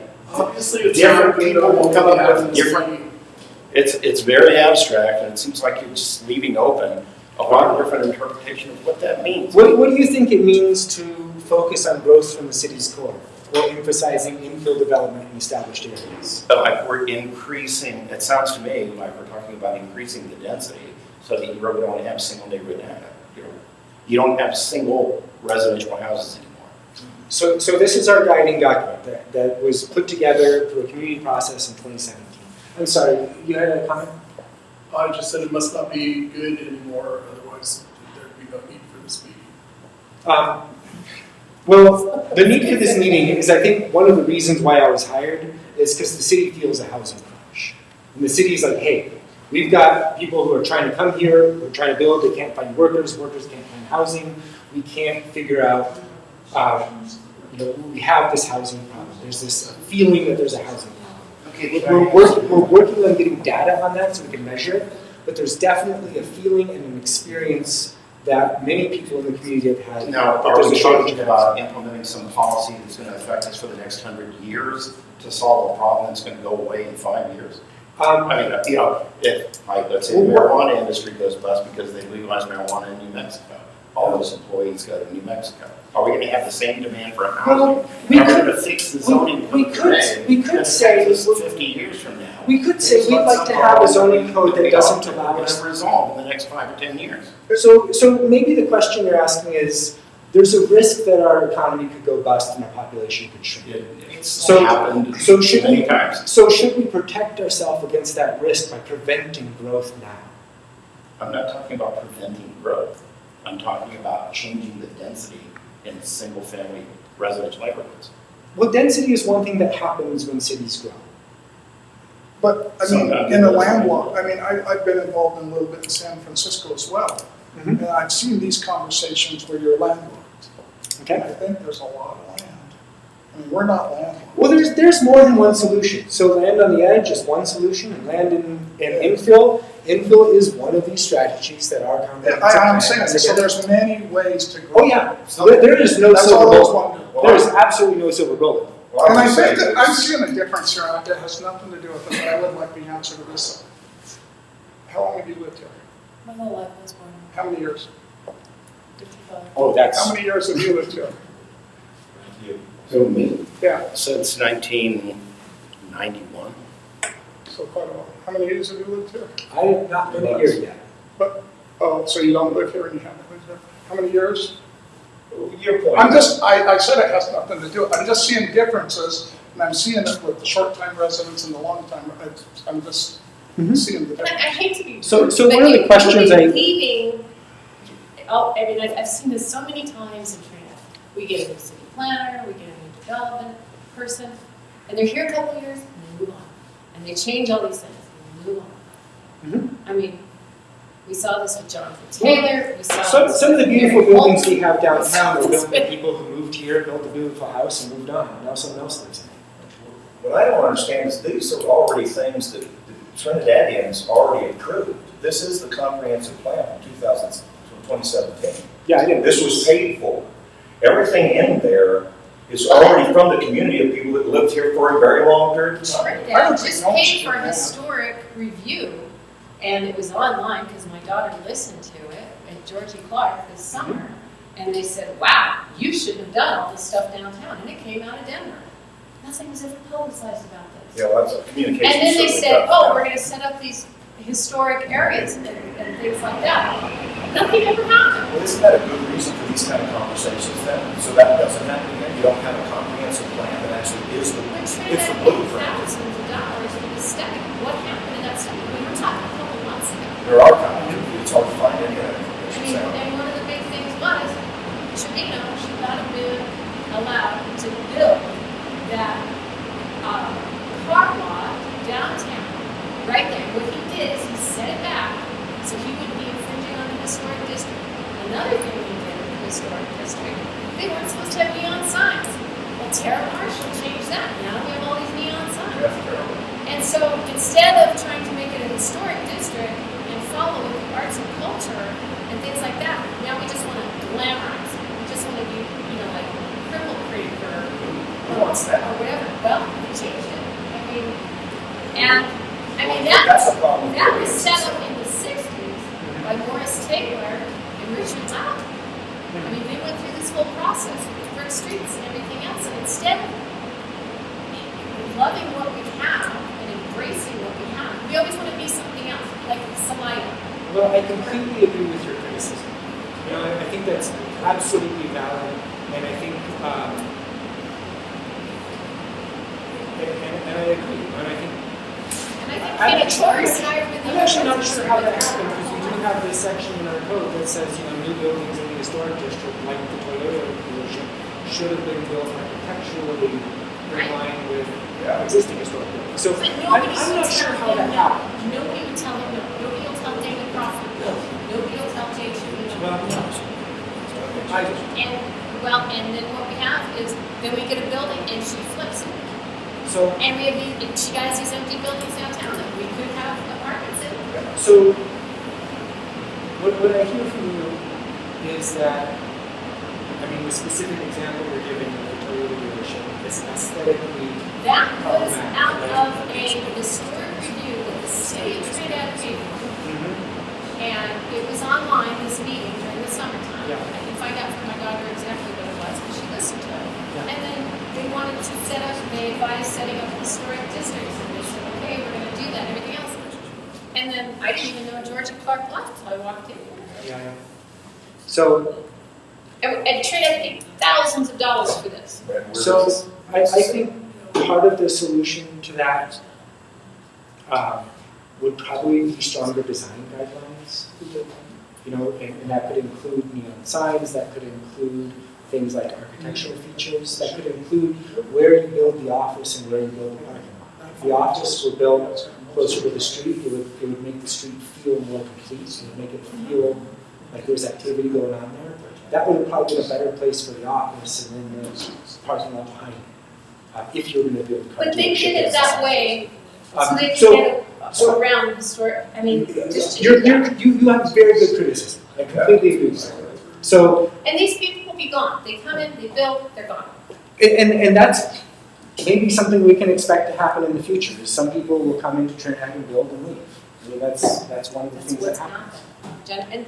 And So our job isn't to say that people can't come in and build and leave. Our job is to say, when you come in and build something good, build something that's going to add value to the community for 100 years, build something that's going to increase the wealth and health of our community, build something that's going to be attractive, build something that's going to do more than just make somebody a buck and then they leave, right?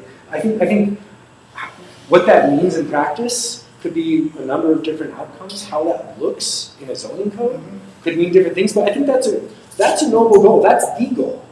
We want people, they're gonna come in, build stuff and leave, but we want them to leave behind something we want. Well, I think you need to have them do historic restoration too. That's part of that, yeah, absolutely. And if they do build something new, it needs to be in the historic, if it's in a historic area, it needs to follow a certain historic guidelines. So Yeah, have this some might be a historic dumb features. question, but does this zoning code have to be one size fits all? Absolutely not, no. So there could be. We could make different rules for this block and different rules for that block. That's the cool thing about this process. I You mean, get a chance to do one exactly what you want. one thing that's kind of popular in the urban planning world right now is this idea of hyper-local zoning, where you maybe leave the map just like it is right now, but you make a process where neighbors can organize and upzone their block or their street. And that would only affect them when the neighbors organize and they say, we want this to be something else. And then those neighbors choose their future on their block. Like that's one kind of thing that's gaining traction. It's kind of a new idea. I don't know if that's right for Trinidad, but that could be one way for most people to protect their neighborhoods and keep it just the way it is, and for some people to say, I want something different. And if their neighbors agree, then let that happen. See, the problem seems to be sometimes, at least what I've seen from that, is you have code, but then all you have to do is have the right power, and they get a variance from the code, because you don't have code that you ever just stand behind. What I like about this process is people are going to go through it, hopefully, and now you can really nail something down to where you can actually protect your code and then maybe enforce the code, which we don't do very much of either. There should be hearings, and the people around that area should be notified. So we do that for certain types of things that have a particular type of impact. So maybe we need to look at what needs a hearing and what people can do by right. A hearing definitely adds cost and time to the process of being able to use your land in a certain way, but it can also protect the neighbors from certain types of impacts. So we do use hearings not for every type of developing land. So if you're going to build something, you're going to build another single-family house in a single-family neighborhood, you do not need a hearing. But if you're going to do something that's a little different from what's typically allowed, a conditional use is what it's called, then you do need a hearing. Or if you're going to rezone, so there's certain things that need hearings and there's certain things that don't, and we could look at, are we treating those in the right way? Are we making some people go through hearing processes where we never say no and we say yes, we rubber stamp it, but we're making that process happen anyways? Or are we not doing hearings on certain types of projects that the community or the neighbors are really upset with? Do we need to add maybe a category? So that's definitely one of these things that we should consider, because hearings have their purpose. Not everything needs a hearing. You should be able to do some things with your land without getting permission from your neighbors. What I've seen in some cities is about in affluent neighborhoods, somebody starts to do something out of character with the neighborhood. The neighbors will all show up at that public hearing and complain about it. But in poor neighborhoods and neighborhoods where people aren't so educated, not so wealthy, they won't complain about, there was no notice posted, there's no construction permit, these houses that, you're showing that really don't comply with any code. But people may not have realized what their rights are with respect to their neighborhood. And that's how you get all these non-compliant houses. It tends to happen in less affluent neighborhoods. Yeah. So I think the fact that there are all these neighborhoods that couldn't be built like that today, I don't think necessarily characterizes how we want to plan for our future. Unless you're talking about some neighborhood where there's mixed lot sizes and people know what they're buying. But just changing the character of neighborhoods now because that's what's gone on in the past, I don't think it's fair to long-term residents.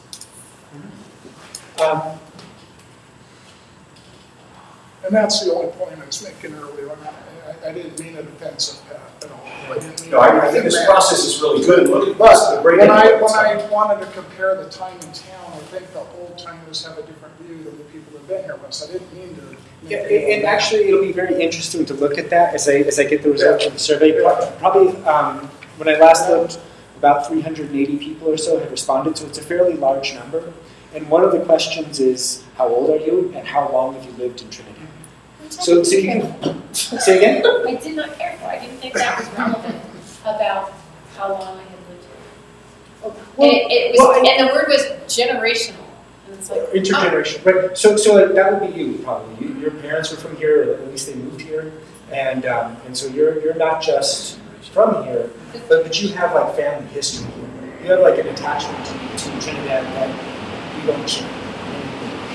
So I think that's meaningful, right? And his point was that people in that category who've been here for many years or who were born here many generations feel differently about the city than people like me who've come here from some other place.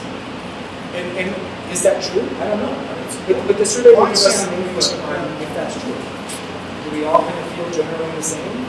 Or is that one of those characteristics of residents that defines types of feelings or types of feelings? What do we do with the answer? I don't know. I think it's very interesting to know. There's like a lot of different views, that's why you work it out. Right, yeah. So I'm very curious. I'm very curious. Like, is how long you've been here, does that affect what you think the future should be? I don't know. I don't know.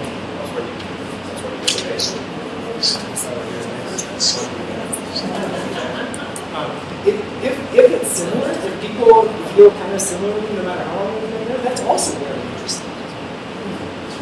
So okay, I just want to acknowledge that it's about 8 o'clock. We've been here about 2 hours right now. I do have more of a slideshow, but I also don't want to make a 3-hour-long meeting and keep you here super late.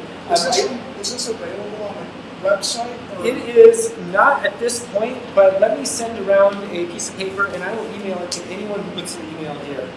And so you can see the slides we didn't see. And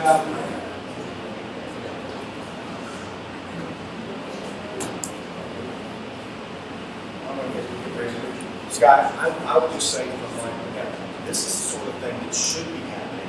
It sounds like it didn't happen very often, and all of a sudden something would happen in the neighborhood. You had no idea it had been approved or went through the process. I like that he's doing these kinds of meetings, folks who come in there and say things. I gotta go to Scott, but I do have one thing. What I am finding out is looking for housing for mine, is that when we go to these neighborhoods that want to sell a property, one question is, what did they make? We're not close to put tiny, which we're not. We're trying to utilize what's there. And if we do get a development, we want to make sure that the aesthetics fit in with the neighborhoods of this way it goes. Tiny home needs to actually be put to the side. Well, yeah. No, all the homes we focus on talking about. yeah, and like tiny homes, if people build them, it would be just a market decision. Like if you build a tiny home, it's because that's how you can maximize the value. So like a tiny home, even if you're allowed to build them anywhere, probably would never happen downtown. The market actually will make that not happen. Like it would just be a bad decision downtown. You know, so even if you allowed things, like people are going to be more or less logical most of the time. You know, There's a lot of room for residents of the upstairs as well. yeah. That's where we're I was just asking. So I'm gonna zoom forward here. This house here. Do you know what the problem is with this house? The problem is I know there's like 4 or 5 apartments in there. 7. So you know, like I think this is probably not what we think about if we think of an apartment complex. Like in fact, it is an apartment complex. That's in fact what this is. You buy the house next door, you know what you're getting. When we say, hey, we don't want apartments in our neighborhoods, we probably are thinking of a different aesthetic. But now, Or you are. Say again? now they should be. Do you guys think that's good or bad? I think it is. Do you think it's good or bad? No, I just think it is. That kind of stuff, I think it is. I think we're looking at somebody, we look at the high density stuff for one thing we're talking about, then we look at that. Okay, And I- cool. So should you, like, if this was an empty lot now, if there's an empty lot next to this, I mean, what do you think the impact is on a neighborhood to build a beautiful Victorian house, new Victorian, right? And make 7 units in a great big Victorian style mansion? Like would that be cool in an established neighborhood in Trinidad?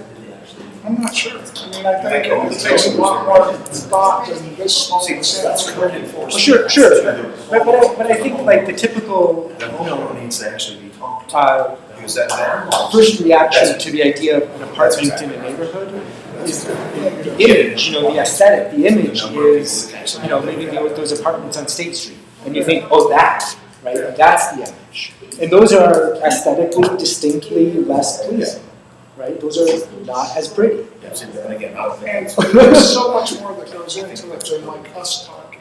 Absolutely, right? It's the like, same thing with there's, some more commercial buildings that people. you want to talk about crime rate.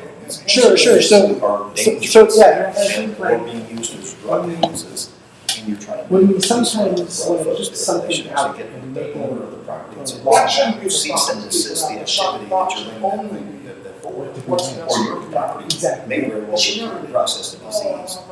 But much Because, of the answer because to in that some of these drug houses, from the- those people, they never come to Trinidad. What's best They is own that not piece of property this, and not that. Exactly. And a positive vision of Well, see, I think there's ways of handling it. is But maybe it's more not that, difficult it's not the tenants that. because the see, future is he's categorically. obviously getting money from the tenants. It's the person that We actually. want something good in the future, but like, what future do we want? I don't know. That's our relationship to the future. It's categorically, it involves the mystery. You have to accept the mystery. Maybe, maybe. That's Well, a pretty broad statement. you can't know the future, right? So you must accept the mystery. Yeah, Okay, so if this thing changes, you very nice. Violating parking as well. I mean, Yeah, there are all I kinds of cars think- parked all over the place.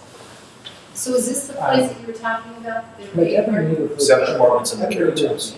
is But I walk by this thing, you wouldn't know it. Right, and the. Because it's done nice. Become successful, take itself to the next level. Across the street. But it shouldn't be able to There's a jump carriage house in the 60. back there. Well, I can say there is a mansion, and right next to it is a Guiding set of rules have some allowed of each them right neighborhood there. And right around the corner, Kit Carson, there but are not to take these probably things. 8 or so, that's fair.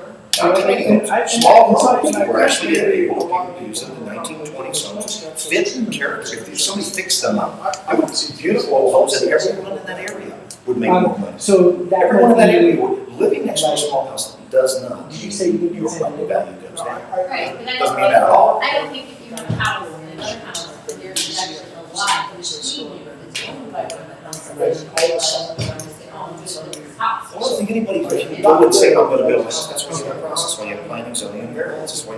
What I would like to see, here's what I would like to see, it's an idea that I talked to, So maybe an is example. if you go, somebody's gonna buy, let's say that lot that's next to you, okay, that's in that area.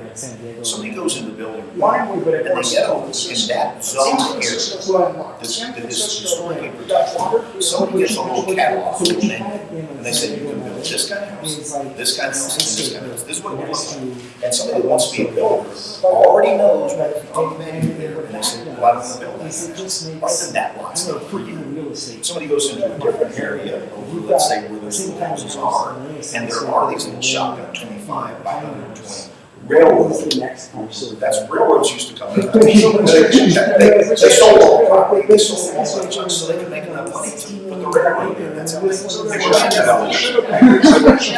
Well, that's where everybody, coal miners are still, that's what somebody can afford, but you chop that up, and that's where you, so railroads are the original developer of all Right, and this. so if our Railroads comprehensive plan develop, says that right? our growth should My grow point is that then you go to another area, and there's a block, and there's a whole bunch of these little. And one of my slides here, There's homes that are out there that are of the Well, character of that neighborhood. um, I guarantee you, so- nobody wants those to be empty lots so forever, they'd rather have something. our comprehensive plan says that we should grow from the core power. Historically. And these are all the areas that are zoned medium and high density residential. So we're kind of encouraging density in this area that's not really connected to the And core. not tiny house. You know, how a city would probably naturally grow if you just kind of kept the 1870s rules, which are no rules, is probably increasing more and more intensity here. You know, maybe higher And you'll buildings see. that would kind of creep out to First Street, that would creep out a little bit, incrementally, block by block. You look at those things and So you're saying go there first and then out there? That would probably be a natural Colorado, right? If you didn't have any rules at all. I mean, if I was gonna do, if I want to grow here and I had an unlimited budget, They're just whether it be Cougar Canyon or other similar things. So one of the problems with, We get that one, there's, The guy you started. right. So one of the things that a city has to think about that we don't around there. The folks with big houses and the folks with person houses, all their price tags were increased. is the long But you term can't build any of those houses or to pay for all the anywhere. infrastructure. Maybe you don't want anything on your So lot like or your street. Canyon was built There's a big difference in buying a there house. and anywhere else. There's There's a a developer paying for the infrastructure we put in and then kind of went the whole ride.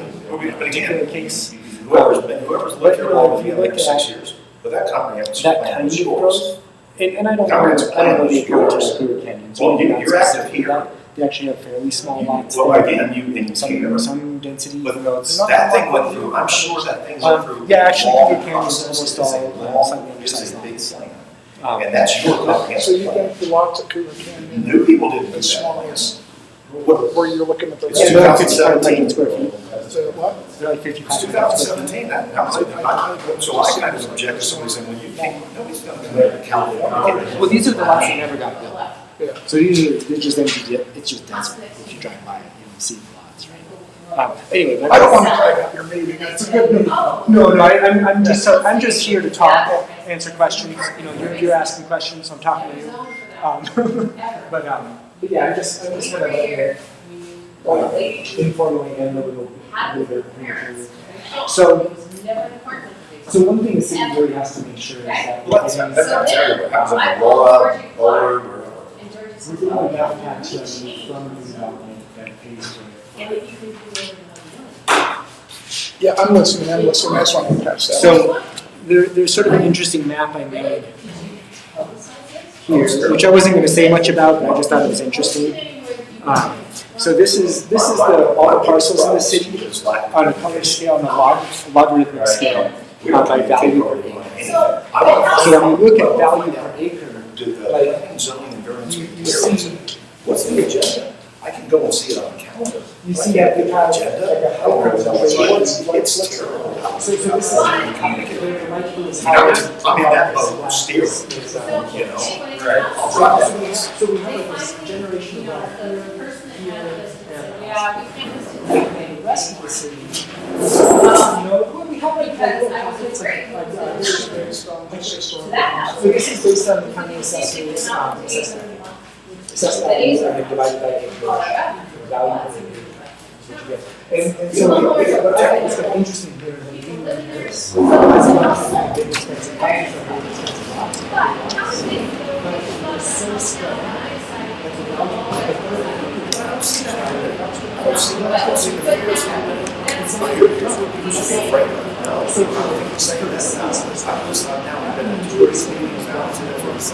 That all be done, because we think it's over.